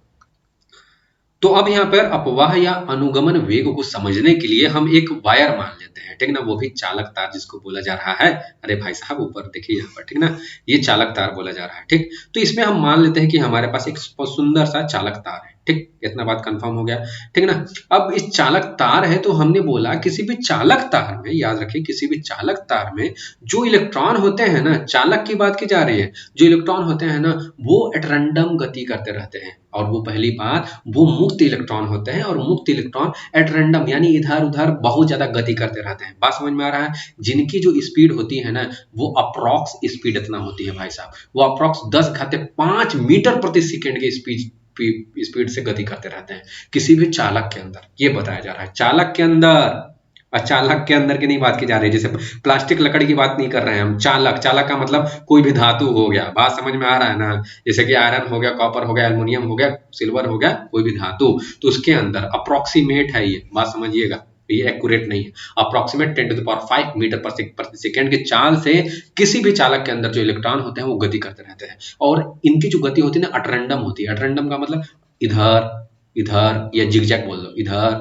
इधर, ये इधर गति कर रहा है, देख रहे हो सब, कोई इधर भाग रहा है, कोई इधर भाग रहा है, कोई इधर भाग रहा है, कोई इधर भाग रहा है, सब अलग अलग भाग रहे हैं। बात समझ में आ रहा है कि नहीं? तो ये जिगजैग मोशन या एटरैंडम गति बोला जाता है। बात समझ में आ रहा है? इसका देखो, इस चीज को हमने जूम करके यहाँ पर, इसको, ये वाला जो फिगर है ना, इसको जूम करके यहाँ पर दिखा रहे हैं। तो ये गति कुछ इस तरीके को होती है कि इस तरीके से ऐसे ऐसे गति करते रहते हैं इलेक्ट्रॉन। ये सपोज दैट ये इलेक्ट्रॉन है, ये वाला इलेक्ट्रॉन है, बात समझ में आ रहा है? ये वाला इलेक्ट्रॉन है, ये इधर उधर गति कर रहा है ना, इस तरीके से गति करते रहते हैं। इसको यादृच्छिक गति बोल लीजिए, यानी रैंडम मोशन, या फिर जिगजैग मोशन बोल लीजिए, कोई भी गति बोल लीजिए, लेकिन ये रैंडम मतलब कि एट रैंडम गति बोल करते हैं। और यहाँ पर वेग की बात आ रही है, ठीक ना। वेग एक अदिश राशि है, यानी इसकी दिशा बहुत ज्यादा महत्व रखती है। यानी अगर कोई वस्तु इस डायरेक्शन में दौड़ रहा है और कोई वस्तु इस डायरेक्शन में दौड़ रहा है, बात में समझ में आ रहा है। मतलब इस वस्तु, मान लीजिए कोई वस्तु है इस डायरेक्शन में दौड़ने की कोशिश कर रहा है और इस डायरेक्शन में भी, तो इस डायरेक्शन में जो वेलोसिटी लोगे वो प्लस लोगे, तो इस डायरेक्शन में माइनस लेना पड़ेगा, क्योंकि यहाँ पर ये एक सदिश राशि है। तो दिशा जब अगर विपरीत करोगे आप, तो वहां पर हमेशा माइनस का साइन लगाना पड़ेगा। तो यहाँ पर भी देखिए, तो यहाँ पर भी जो इलेक्ट्रॉन होते हैं ना भाई साहब, वो रैंडम गति करते रहते हैं। ये इधर गति कर रहा है तो ये इधर गति कर रहा है, ये अगर इधर गति कर रहा है तो ये इधर गति कर रहा है, चाहे इधर गति कर रहा है, ये इधर गति कर रहा है तो एक और इलेक्ट्रॉन होगा जो इधर गति कर रहा होगा। क्योंकि अभी हमने बताया कि कितने इलेक्ट्रॉन होते हैं, 2 के घात 29 प्रति मीटर क्यूब होता है, यानी 1 मीटर क्यूब में इतना ज्यादा इलेक्ट्रॉन होते हैं, मुक्त इलेक्ट्रॉन होते हैं। तो बात समझिए, किसी भी धातु के अंदर तो इसके अंदर भी होंगे। बात समझ में आ रहा है, तो इतना बात समझिए। तो यहाँ पर कहने का मतलब ये है कि इनकी अगर वेलोसिटी, इसकी v1 है, इसकी मान लीजिए इसकी v2 है, ठीक ना। तो v1 v2 सबके कुछ ना कुछ वेलोसिटी होगी, अलग अलग क्या चीज, अलग अलग वेग से गति कर रहे होंगे। तो इनका जो औसत वेग आता है ना वो 0 आता है। क्यों भैया? क्योंकि मान लो ये v1 वेग से चल रहा है और इसके जस्ट विपरीत कोई इलेक्ट्रॉन होगा, वो क्या चलेगा, v2 वेग से भी मतलब v1 वेग से ही चल रहा होगा, लेकिन उसकी दिशा क्या होगी, विपरीत होगी। बात समझ में आ रहा है। तो सब जुड़ करके, सबका वेग जुड़ करके, वेग जुड़ करके क्या होता है, 0 आ जाता है। और ये भी एकदम कंफर्म बात है कि हाँ, बहुत सारे इलेक्ट्रॉन होंगे जिनका वेग अलग होगा, लेकिन बहुत सारे ऐसे भी इलेक्ट्रॉन हो सकते हैं, क्योंकि 10⁻29 है भैया। तो यहाँ पर बहुत सारे इलेक्ट्रॉन ऐसे भी हो सकते हैं जिनका वेग समान भी हो सकता है। ऐसा हम बात नहीं कहेंगे कि नहीं हो सकता है, संभावनाएं यहाँ पर बहुत अधिक हो सकती हैं। इसीलिए जो इनका औसत वेग आता है वो क्या आता है, 0 आता है। वो क्या आता है, 0 आता है। 1 2 3, तो वो क्या आता है, 0 डॉट डॉट डॉट एन तक ले जाओ, तो एन तक यहाँ पर कर दो। तो इनका जो औसत वेग आता है वो 0 आता है। क्यों? क्योंकि अगर एक इलेक्ट्रॉन इधर दौड़ रहा है तो कोई ना कोई ऐसा इलेक्ट्रॉन होगा जो इधर दौड़ेगा। तो यहाँ पर अगर इसकी v1 है तो यहाँ पर सपोज दैट इसकी भी जो वेग होगी वो v1 ही होगी, तो इसे माइनस में लेना पड़ जाएगा क्योंकि विपरीत है। बात समझ में आ रहा है। तो यहाँ पर सब कुछ जब ऐड करेंगे v1 और यहाँ पर माइनस v1, ऐसी इस तरीके से किसी का वेग v2 होगा तो किसी का वेग और भी होगा जो माइनस v2 होगा, क्योंकि उसकी दिशा विपरीत हो जाएगी।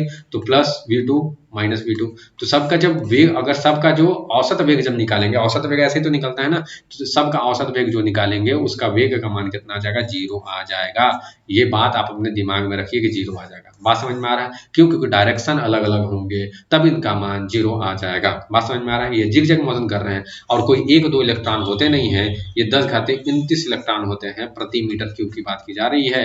तो आप समझ सकते हैं कि एक अगर तार है, अगर वो और भी ज्यादा लंबा हो तो उसमें जो और भी ज्यादा आवेशों की संख्या होगी, और वहां पर जो क्या होंगे, जो इलेक्ट्रॉन होंगे, सबका वेग किसी का तो प्लस किसी का माइनस हो सकता है। संभावनाएं ऐसे हो सकती हैं और संभावनाएं पर ये फिजिक्स टिका हुआ है। तो यहाँ पर ये क्या हो जाएगा कि आपका जो वेग हो जाएगा, यानी औसत जो वेग आ जाएगा उसका मान कितना आ जाएगा, 0 आ जाएगा। ये बात समझ में आ रहा है कि नहीं? तो यहाँ पर वही कहानी हम बताने की कोशिश आपको कर रहे हैं। ठीक, यहाँ पर देखिए, तो यही औसत वेग जो हम अगर निकालेंगे, जैसे कि औसत वेग v1 v2 ना मान करके आप u1 v2 भी मान सकते हैं, तो ये भी वेग मान सकते हैं। यहाँ पर v1 v2 भी मान सकते हैं यार, कोई दिक्कत नहीं है। बात समझिएगा बस यहाँ पर। तो ये u1 प्लस में u2 प्लस में u3 डॉट डॉट u1 का जो औसत वेग यहाँ पर जब निकालेंगे, क्योंकि पदों का योग बटा पदों की संख्या ही करके हम औसत वेग निकालते हैं, तो औसत वेग कितना आ जाएगा बाबू, तो वो औसत वेग आ जाएगा आपका 0 के बराबर। क्या बात समझ में आ रहा है। लेकिन बट भाई, लेकिन क्या सर बताइए। लेकिन अब यहाँ पे इस केस में तो धारा नहीं उत्पन्न हो पाएगा, क्योंकि आप देख रहे हो कि इलेक्ट्रॉन का जो औसत वेग है वो तो 0 हो जा रहा है, तो इलेक्ट्रॉन पता ही नहीं चल रहा है। और जब तक इलेक्ट्रॉन का गति नहीं होगा तब तक क्या चाहिए, वहां पर हम धारा उत्पन्न नहीं कर सकते। तो हमें करना क्या पड़ता है, और ये जब देखिए अभी बैटरी सैटरी से कुछ नहीं जोड़े हैं भाई साहब, समझ लीजिएगा, तबे अभी हमको दिक्कत पड़ रहा है। हाँ, ये समझ लीजिएगा यहाँ पर। अब देखिए यहाँ पर, लेकिन अभी औसत वेग 0 आ जा रहा था, लेकिन अब देखिए जुगाड़ हमारा। लेकिन अब क्या करेंगे, उहे तरवा ऊपर में वाला तरवा है गुरु, ऊपर वाले तार में हम क्या कर दिए हैं, बैटरी जोड़ दिए। तो जो इलेक्ट्रॉन पहले इधर इधर इधर दौड़ रहे थे, बैटरी लगाने के बाद किधर दौड़ेंगे, इलेक्ट्रॉन पे माइनसवा होता है चार्जवा, तो ये किधर दौड़ेगा, पॉजिटिव की तरफ, पॉजिटिव की तरफ। तो पॉजिटिव की तरफ अगर दौड़ेगा ना वो, तो जिस डायरेक्शन में अगर इलेक्ट्रॉन की गति इधर हो रही है, तो करंट गुरु इधर से तो दौड़ी ना, इधर से ना, उसके जस्ट विपरीत दिशा में। बात समझ में आ रहा है, क्योंकि इलेक्ट्रॉन तो इधर आ रहा है, इलेक्ट्रॉन तो इधर आ रहा है, तो जस्ट उसके विपरीत दिशा में, इलेक्ट्रॉन तो इधर आ रहा है ना, तो जस्ट इसके विपरीत दिशा में करेंट दौड़ेगा। बात समझ में आ रहा है। तो यहाँ पर कहने का मतलब ये है बाबू कि यहाँ पर जब अगर किसी भी चालक को, जब हम बैटरी से नहीं जोड़ते हैं, जोड़ते नहीं है, जब हम किसी चालक को बैटरी से नहीं जोड़ते हैं, तो वहां पर जो इलेक्ट्रॉन होते हैं वो एट रैंडम गति करते हैं, यानी इधर उधर की गति करते हैं। बात समझ में आ रहा है। और इधर उधर गति करते हैं तो उनका जो औसत वेग होता है गुरु, वो शून्य के बराबर हो जाता है, क्योंकि वेग एक सदिश राशि है और यहाँ पर दिशा का बहुत महत्व होता है। लेकिन जब हम इसी चालक को बैटरी से जोड़ देते हैं, तो जो इलेक्ट्रॉन होते हैं एक निश्चित दिशा में एक निश्चित वेग से गति करने लगते हैं, और अगर ये एक निश्चित वेग से गति करने लगे तो इसके जस्ट विपरीत दिशा में क्या होगा, यहाँ पर धारा उत्पन्न होगा। बात समझ में आ रहा है कि नहीं। देखिए यहाँ पर भी अगर ये गति कर रहे हैं ना, तो यहाँ पर भी धारा उत्पन्न होता है, लेकिन उतना नहीं, क्योंकि यहाँ पर एक दूसरे को ही कैंसिल आउट कर देते हैं, क्रॉस कर देते हैं। बात समझ में आ रहा है। इनका जब गति ही मतलब वेग ही जब जीरो आ जा रहा है, तो वहां पर धारा तो उत्पन्न नहीं हो पाएगा, लेकिन यहाँ पर क्या हो जा रहा है, वेग कुछ ना कुछ आता है, और यही वेग यानी जब चालक को बैटरी से जोड़ने के बाद इलेक्ट्रॉन एक निश्चित दिशा में एक निश्चित वेग से गति करने लगते हैं, तो जिस वेग से ये गति कर रहे हैं, जिस निश्चित वेग से गति कर रहे हैं ना बच्चा, वही क्या कहलाता है, अनुगमन वेग। वही क्या कहलाता है, अपवाह वेग। क्या कहलाता है, अनुगमन या अपवाह वेग। बात समझ में आ रहा है कि नहीं, कि क्या हम बोलने की कोशिश कर रहे हैं। यहीं पर देखिए, इसका डेफिनेशन देख लीजिए, ठीक ना।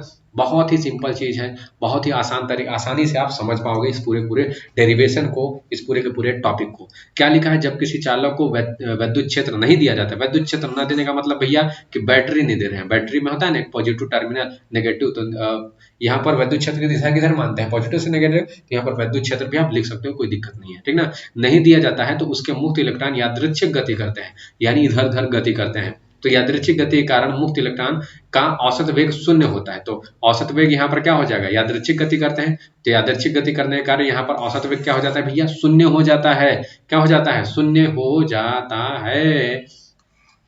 लेकिन यादृच्छिक औसत वेग कितना हो जाता है, शून्य हो जाता है। लेकिन यहाँ पर देखिए, लेकिन जब चालक को बाह्य वैद्युत क्षेत्र दिया जाता है, यानी बैटरी से जोड़ दिया जाता है। बाह्य वैद्युत क्षेत्र देने का मतलब बैटरी से हम जोड़ देते हैं, दिया जाता है, तो वैद्युत क्षेत्र मुक्त इलेक्ट्रॉन पर एक निश्चित दिशा में बल लगाता है। तो इस बल के प्रभाव के कारण मुक्त इलेक्ट्रॉन एक निश्चित दिशा में एक वेग से, ठीक ना, तो इस बल के प्रभाव के कारण जाहिर सी बात है, जो पॉजिटिव होगा ना, इलेक्ट्रॉन का खींचेगा ना, तो बल तो लगा रहा है ना, ये खींचेगा। कूलाम का नियम यही तो बताता है ना, कि अगर दो आवेश है तो एक दूसरे पर बल लगाएंगे, तो खींच रहा है तो खींचने और ढकेलने को ही तो बल बोला जाता है ना। बात समझ में आ रहा है। तो यहाँ पर बात समझिएगा, तो एक निश्चित दिशा में बल लगता है, जो इस बल के प्रभाव के कारण मुक्त इलेक्ट्रॉन एक निश्चित दिशा में, निश्चित दिशा किधर होगा इलेक्ट्रॉन का, नेगेटिव पॉजिटिव की ओर। बात समझ में आ रहा है, पॉजिटिव की ओर होगा, ठीक है ना। एक निश्चित दिशा में एक निश्चित वेग से गति करने लगते हैं। इन वेगों के औसत मान को ही, ठीक ना, जो वेग से गति करेंगे उन वेगों के औसत मान को ही अपवहन, अपवाह या अनुगमन वेग कहते हैं। क्या इतना दिमाग में घुस गया कि आखिर में ये क्यों, ये अपवहन अनुगमन कब, मतलब आप बोलेंगे कि जब बैटरी को, क्या बोलेंगे बच्चा, जब चालक तार को, क्या बोलेंगे बच्चा, जब चालक तार को किसी बैटरी से जोड़ दिया जाता है। बैटरी से जोड़ने का मतलब बाह्य वैद्युत क्षेत्र दे दिया गया उसको, क्योंकि बैटरी में पॉजिटिव नेगेटिव टर्मिनल होते हैं, तो बाह्य वैद्युत क्षेत्र से जोड़ दिया जाता है या फिर बैटरी से जोड़ दिया जाता है।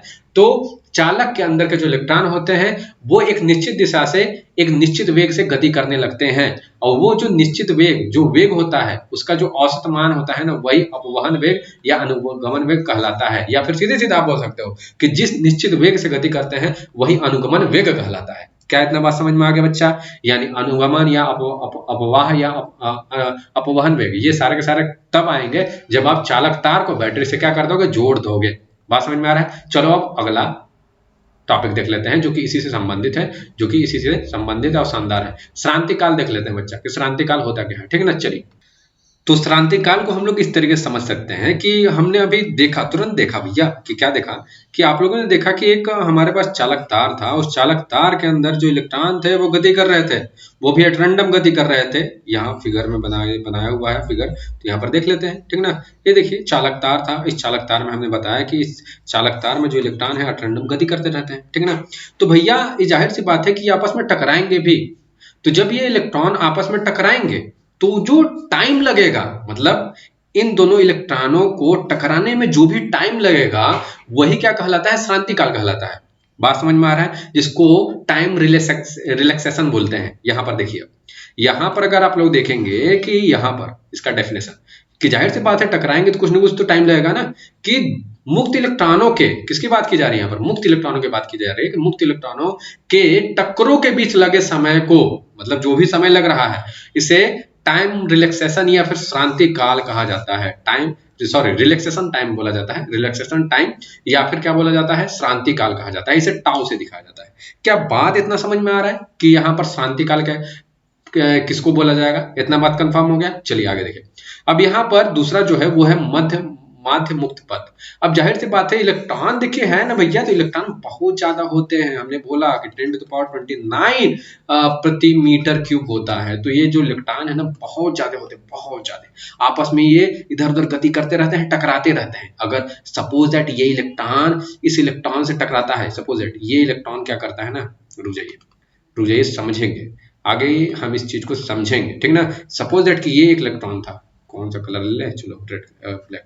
ये एक इलेक्ट्रॉन था, ये इलेक्ट्रॉन, और यहाँ पर ये इलेक्ट्रॉन था एक, और यहाँ पर ये जो इलेक्ट्रॉन है इस इलेक्ट्रॉन से क्या करता है, टक्कर करता है। और टक्कर करने के बाद क्या करेगा, ये इलेक्ट्रॉन इधर चला जाएगा, इलेक्ट्रॉन इधर चला जाएगा। बात समझ में आ रहा है। तो यहाँ पर जो टक्कर के बाद जो भी ये अपना पाथ, मतलब कि पाथ को कवर करेंगे, जो भी ये रास्ता तय करेंगे, ठीक ना, उनकी बीच की दूरी जितनी भी हो जाएगी, बात को समझिएगा, वही क्या कहलाता है, माध्य मुक्त पथ कहलाता है। देखिए यहाँ पर किसी मुक्त इलेक्ट्रॉनों के द्वारा दो क्रमागत टक्करों के बीच चली गई दूरी, मतलब जो पाथ कवर करेंगे, जो रास्ता तय करेंगे और जो दूरी तय करेंगे, वही चली गई दूरी को इलेक्ट्रॉन का माध्य मुक्त पथ कहा जाता है, यानी मीन फ्री पाथ इसी को बोला जाता है। इतना बात क्या कंफर्म हो रहा है बात, क्या आखिर मीन फ्री पाथ किसको बोला जाएगा, इतना बात कंफर्म हो गया।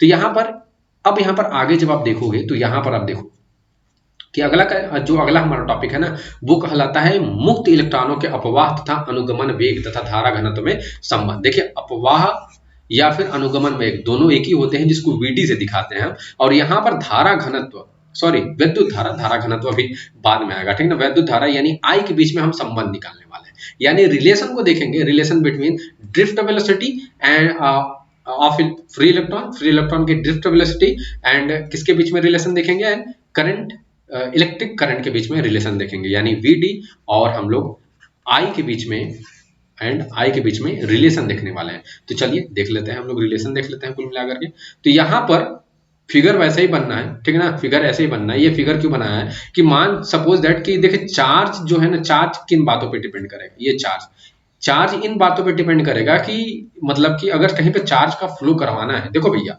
साफ साफ बता दे कि जब तक चार्ज का फ्लो नहीं होगा ना तब तक वहां पर करंट नहीं आएगा। तो करंट की अगर बात की जा रही है, यानी वहां पर चार्ज होना चाहिए भैया, ठीक है ना, तो चार्ज वहां पर होना चाहिए। तो यहाँ पर अगर करंट की बात की जाएगी तो उससे पहले चार्ज के बारे में हम लोग बात करेंगे, हमेशा का हमेशा, ठीक ना। तो यहाँ पर चार्ज अगर है, यहाँ पर सपोज दैट यहाँ पर चार्ज क्यू है, तो क्यू अगर चार्ज है तो यहाँ पर ध्यान दीजिएगा, क्यू अगर चार्ज है तो यहाँ पर जो चार्ज है ना वो किन किन बातों पर डिपेंड करेगा, कि कितने इलेक्ट्रॉन्स हैं और कितने एरिया से वो क्या कर रहा है, मूव कर रहा है। जितने बड़े एरिया से अगर चार्ज मूव करेगा उतना ही ज्यादा इलेक्ट्रिसिटी हमारे पास आएगा। बात सही है, बात समझ में आ रहा है कि नहीं।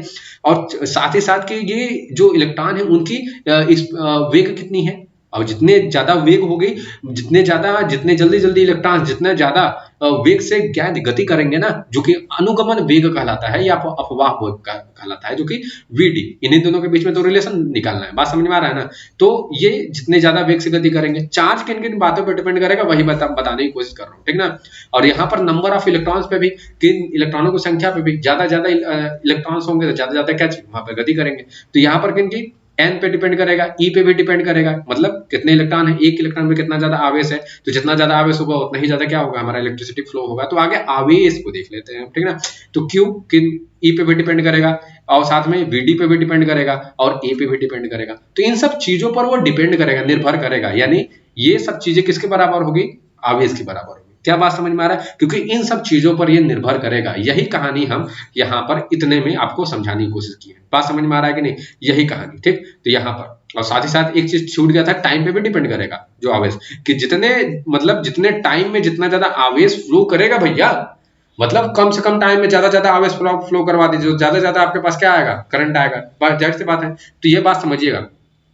तो यहाँ पर आवेश जो है इन सब बातों पर डिपेंड करेगा, नंबर ऑफ इलेक्ट्रॉन्स, एरिया पर डिपेंड करेगा कि अनुप्रस्थ काट का क्षेत्रफल ये कितना है, इस पर भी डिपेंड करेगा, और ये अनुगमन वेग पे डिपेंड करेगा, या अपवाह वेग इसी को बोलते हैं, टाइम पे भी डिपेंड करेगा, एक इलेक्ट्रॉन पे कितना ज्यादा आवेश है, वैसे तो आवेश निश्चित होता है, तो उस बात पे भी निर्भर करेगा। ये बात समझ में आ रहा है। तो यहाँ पर Q का मान आपको निकल गया, I बराबर में आप क्या जानते हैं, Q बाई T जानते हैं। तो Q का मान यहाँ पर रख दीजिए, देखिए Q का मान हम यहाँ पर रख दे रहे हैं। Q का मान जब रखेंगे तो T से T क्या हो जाएगा, कैंसिल आउट हो जाएगा, और आपके पास जो रिलेशन आ जाएगा किसके बीच में, I और D के बीच में जो रिलेशन आ जाएगा वो हो जाएगा NeAVD।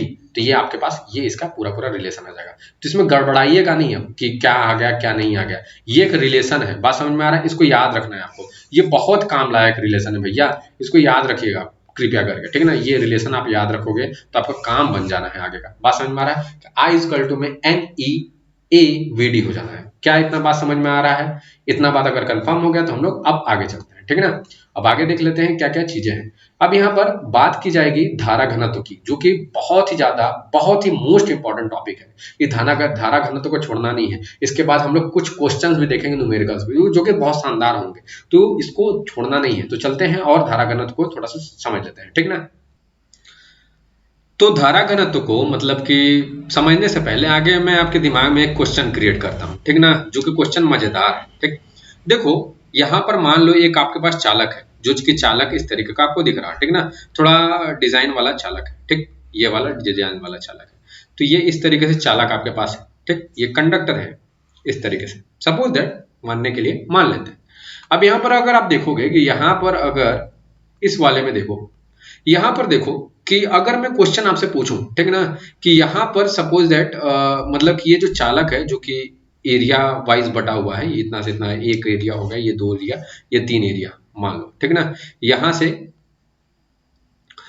से सपोज दैट कि यहाँ से जो I1, I2 और I3 जो करंट है फ्लो कर रहा है, ठीक ना, क्योंकि जो मतलब कि क्या बोल सकते हो, जो कि चार्ज का डायरेक्शन किधर है, इधर की ओर, सपोज दैट, ठीक ना, सपोज दैट कि धर्म चार्ज जो है इस डायरेक्शन फ्लो कर रहा है, तो करंट जाहिर सी बात है इस डायरेक्शन में फ्लो करेगा।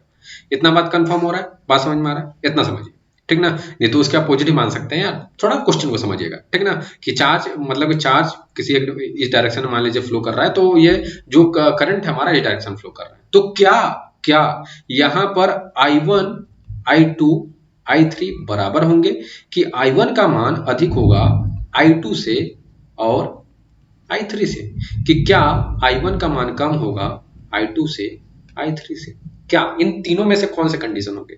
एक कंडीशन ये है, एक कंडीशन ये है, एक कंडीशन ये है। बात को समझिएगा, सोचिए इस चीज को, सोच लिया, पॉज कर लीजिए, नहीं सोचने मतलब कि अगर थोड़ा टाइम लेना चाहे तो टाइम ले लीजिए, लेकिन वीडियो को पॉज करके। चलिए मैं बताता हूं। तो इसमें से जो पहला वाला कंडीशन है ये वाला राइट होगा आपका। आप सोच रहे हो कि अरे यहाँ से तो ये तो मतलब कि अलग अलग एरिया है, ये कुछ और एरिया है, यहाँ पर कुछ और एरिया है, यहाँ पर कुछ और एरिया है, तो यहाँ पर भैया मतलब कि करंट कैसे सारा का सारा बराबर हो जाएगा, यानी I1, I2 और I3 का वैल्यू कैसे बराबर हो जाएगा। यहाँ पर बच्चा इस तरीके से बराबर होगा। देखिए कभी भी ना कभी भी करंट को वाटर की तरह समझिए, क्या पानी की तरह समझिए। बात समझ में आ रहा है, कभी भी करंट को आप वाटर की तरह यानी पानी की तरह समझिए। यहाँ पर आप समझिए कि अगर यहाँ से ये जो पाइप की तरह हमें चालक दिखाया गया है, अगर यहाँ से सपोज दैट यहाँ से मैं 10 लीटर पानी यहाँ पर इसके अंदर डालता हूँ, तो यही 10 लीटर पानी यहाँ से जाएगा, यही फिर 10 लीटर पानी यहाँ पर तो पहुंचेगा ना, ऐसा नहीं होगा कि पाइप खा जाएगा उस पानी को, ऐसा तो है। और वही 10 लीटर पानी यहाँ पर भी पहुंचेगा। तो करंट को यानी जो करंट है यानी जो विद्युत धारा है आपका, वो उसको जस्ट पानी की तरह समझिए। तो पानी की तरह यहाँ पर 10 लीटर जाएगा, यहाँ पर भी 10 लीटर, यहाँ पर, तो पानी की मात्रा तो चेंज नहीं हो रही, तो हम बोल रहे हैं कि पानी की तरह ही करंट को समझिए, तो करंट कैसे चेंज हो जाएगा। बात समझिएगा। अभी बेसिक कॉन्सेप्ट पर अभी हम आएंगे एकदम, ठीक ना, और साथ में एडवांस कॉन्सेप्ट पर भी बात समझिएगा। इतना बात समझ में। तो यहाँ पर जो करंट है ना, करंट सेम रहेगा सब जगह पर, करंट क्या रहेगा, सेम रहेगा। अगर I1 I2 I3 मैं लिख भी रहा हूं तो दोनों के तो सब बराबर होंगे। देखो करंट ऐसा मैंने यहाँ पर सेम रखा है, देखो करंट ये सेम है, सब I1 I2 I3।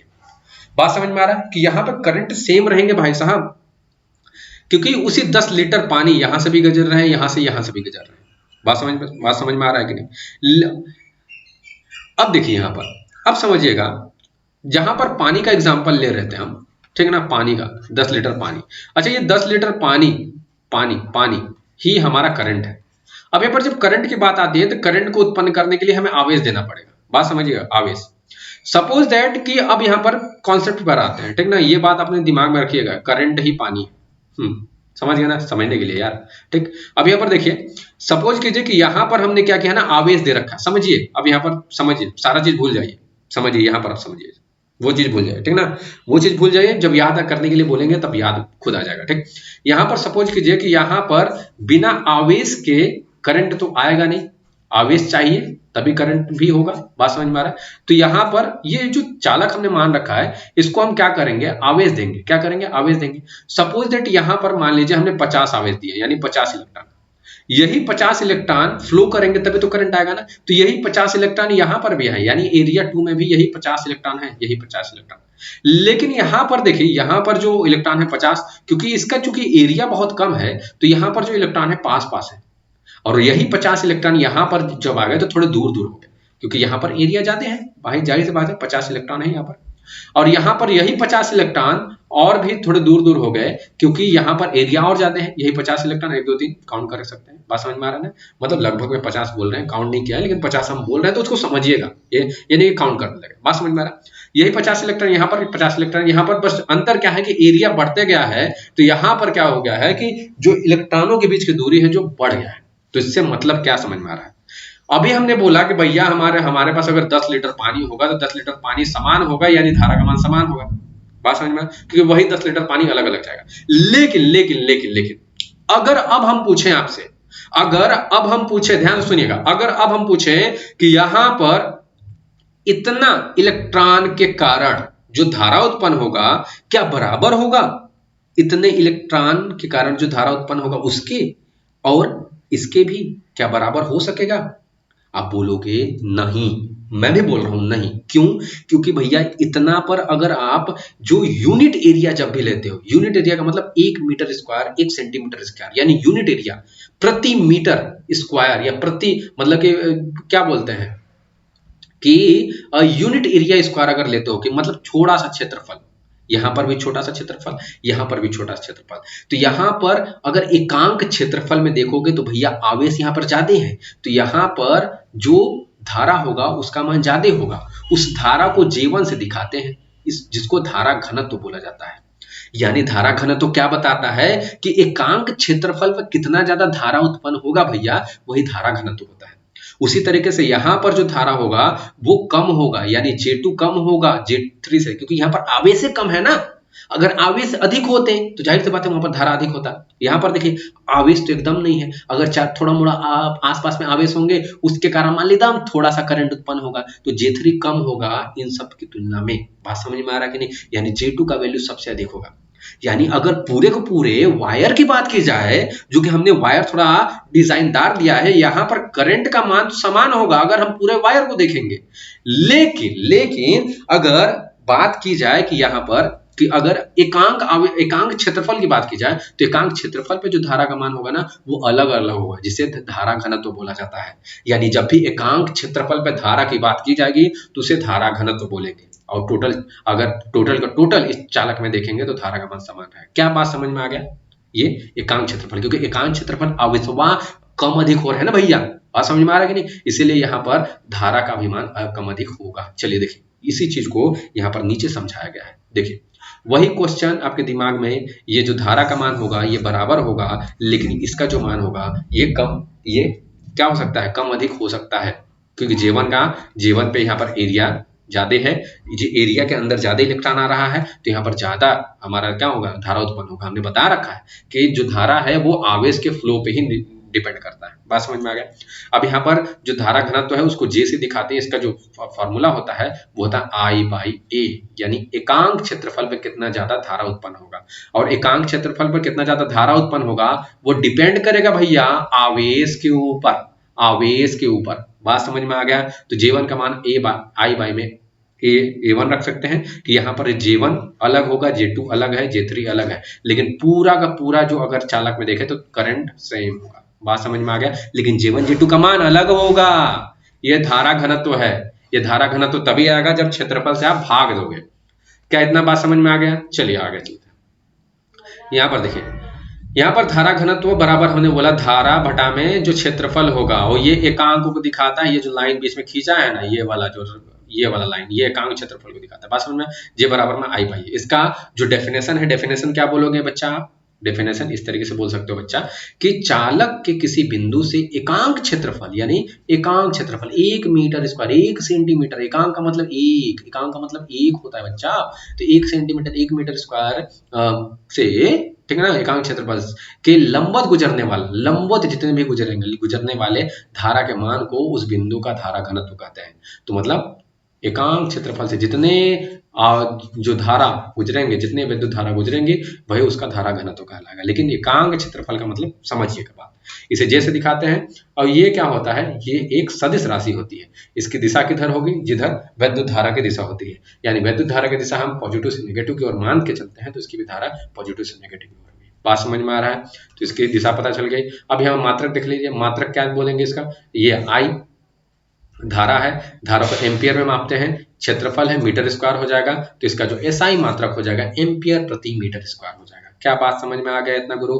इतना बात समझ में आ गया। तो नीचे देख लीजिए, यहाँ पर अब देखिए एक रिलेशन हम फाइंड करेंगे जो कि बहुत ही आसान रिलेशन है, बहुत ही मतलब बहुत ही इजी वे में आप समझ जाओगे। इस रिलेशन को भी कोई दिक्कत नहीं होगा आपको समझने में, इतना गारंटी है। क्या बात समझ में आ रहा है? ठीक ना? तो कोई भी दिक्कत नहीं होगा। देखिए यहाँ पर I बराबर में इतना आप जानते हो, अभी इतना हम लोगों ने पढ़ा।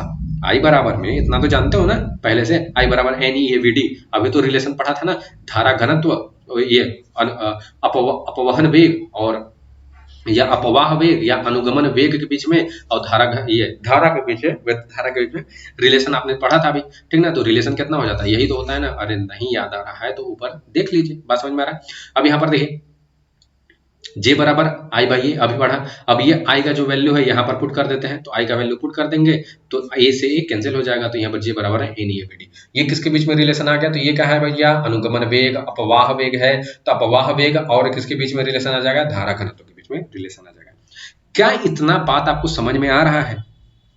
बहुत ही इजी चैप्टर है, आपको एकदम समझ में आएगा, कोई दिक्कत नहीं होगी किसी भी चीज को समझने में। जितना बात समझिएगा, ठीक। अब यहाँ पर इसका इतना बात समझ में आ गया, तो यही धारा घनत्व और अनुगमन के बीच में संबंध है। अब यहाँ पर देखिए एक न्यूमेरिकल देख लेते हैं, और भी न्यूमेरिकल से सारा का सारा आपके लिए होमवर्क भी है बच्चा, क्यों आप घबरा रहे हो? आपके लिए होमवर्क भी है। देखो क्या लिखा है, एक इलेक्ट्रॉन पुंज का परिच्छेद क्षेत्रफल 1 मीटर। ये देखो क्षेत्रफल दे दिया, किसी परिच्छेद से लंबवत इतना इलेक्ट्रॉन गुजरते हैं।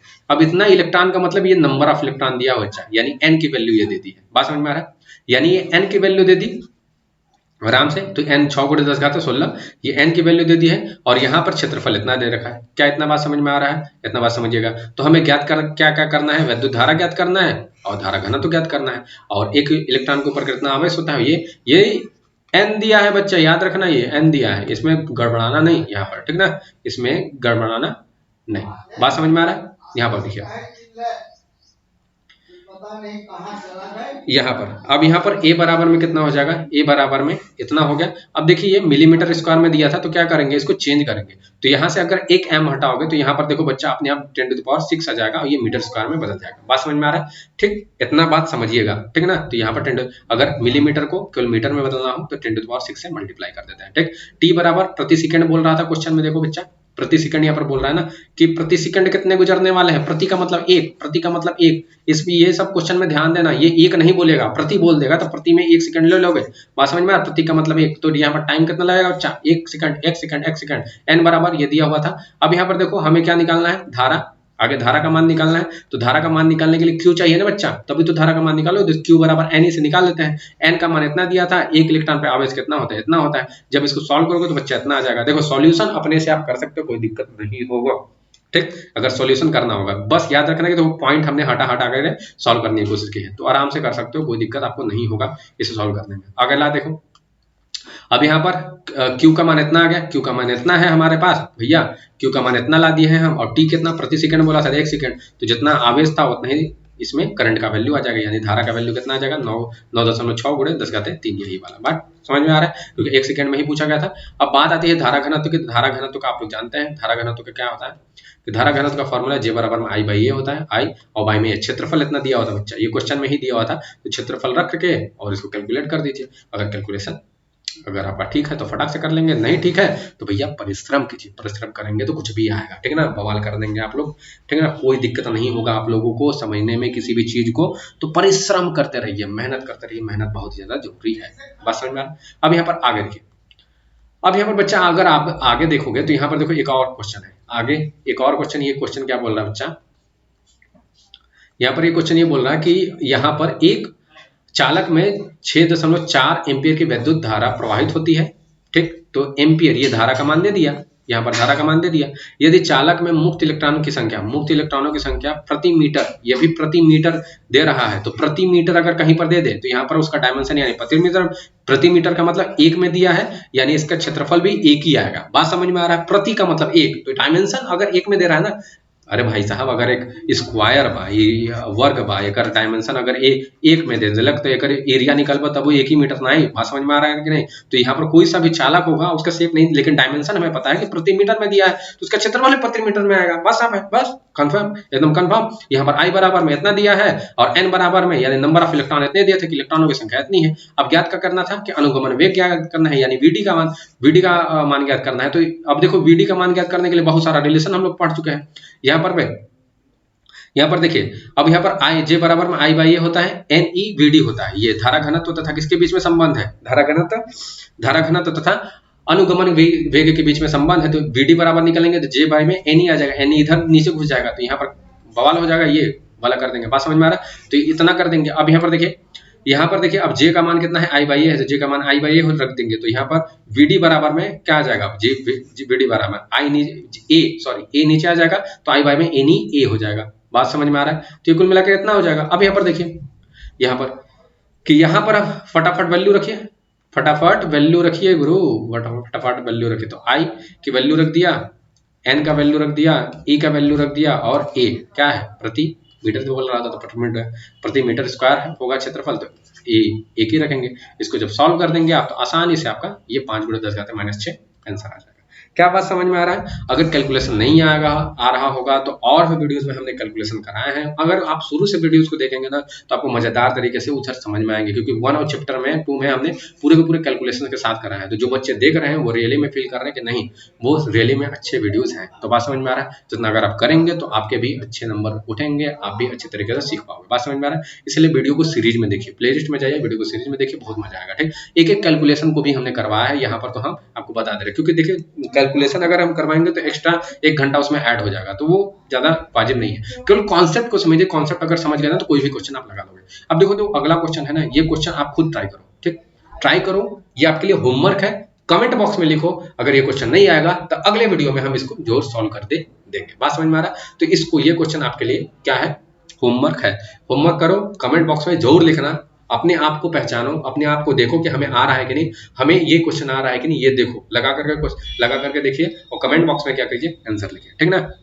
बाकी ये नोट्स है, ये फ्री है, वीडियो भी फ्री है, नोट्स भी फ्री है, तो जाइए डिस्क्रिप्शन में आपको लिंक मिलेगा, वहां से आप इस नोट्स को, शानदार से नोट्स को डाउनलोड कर सकते हैं, कोई भी दिक्कत नहीं होगा आपको, ठीक ना। तो आज के लिए बस इतना ही करते हैं, ठीक, बाय बाय, टाटा, ठीक। ये नोट्स लेना है तो जाइए डिस्क्रिप्शन से डाउनलोड कर लीजिए। बाय बच्चा पार्टी।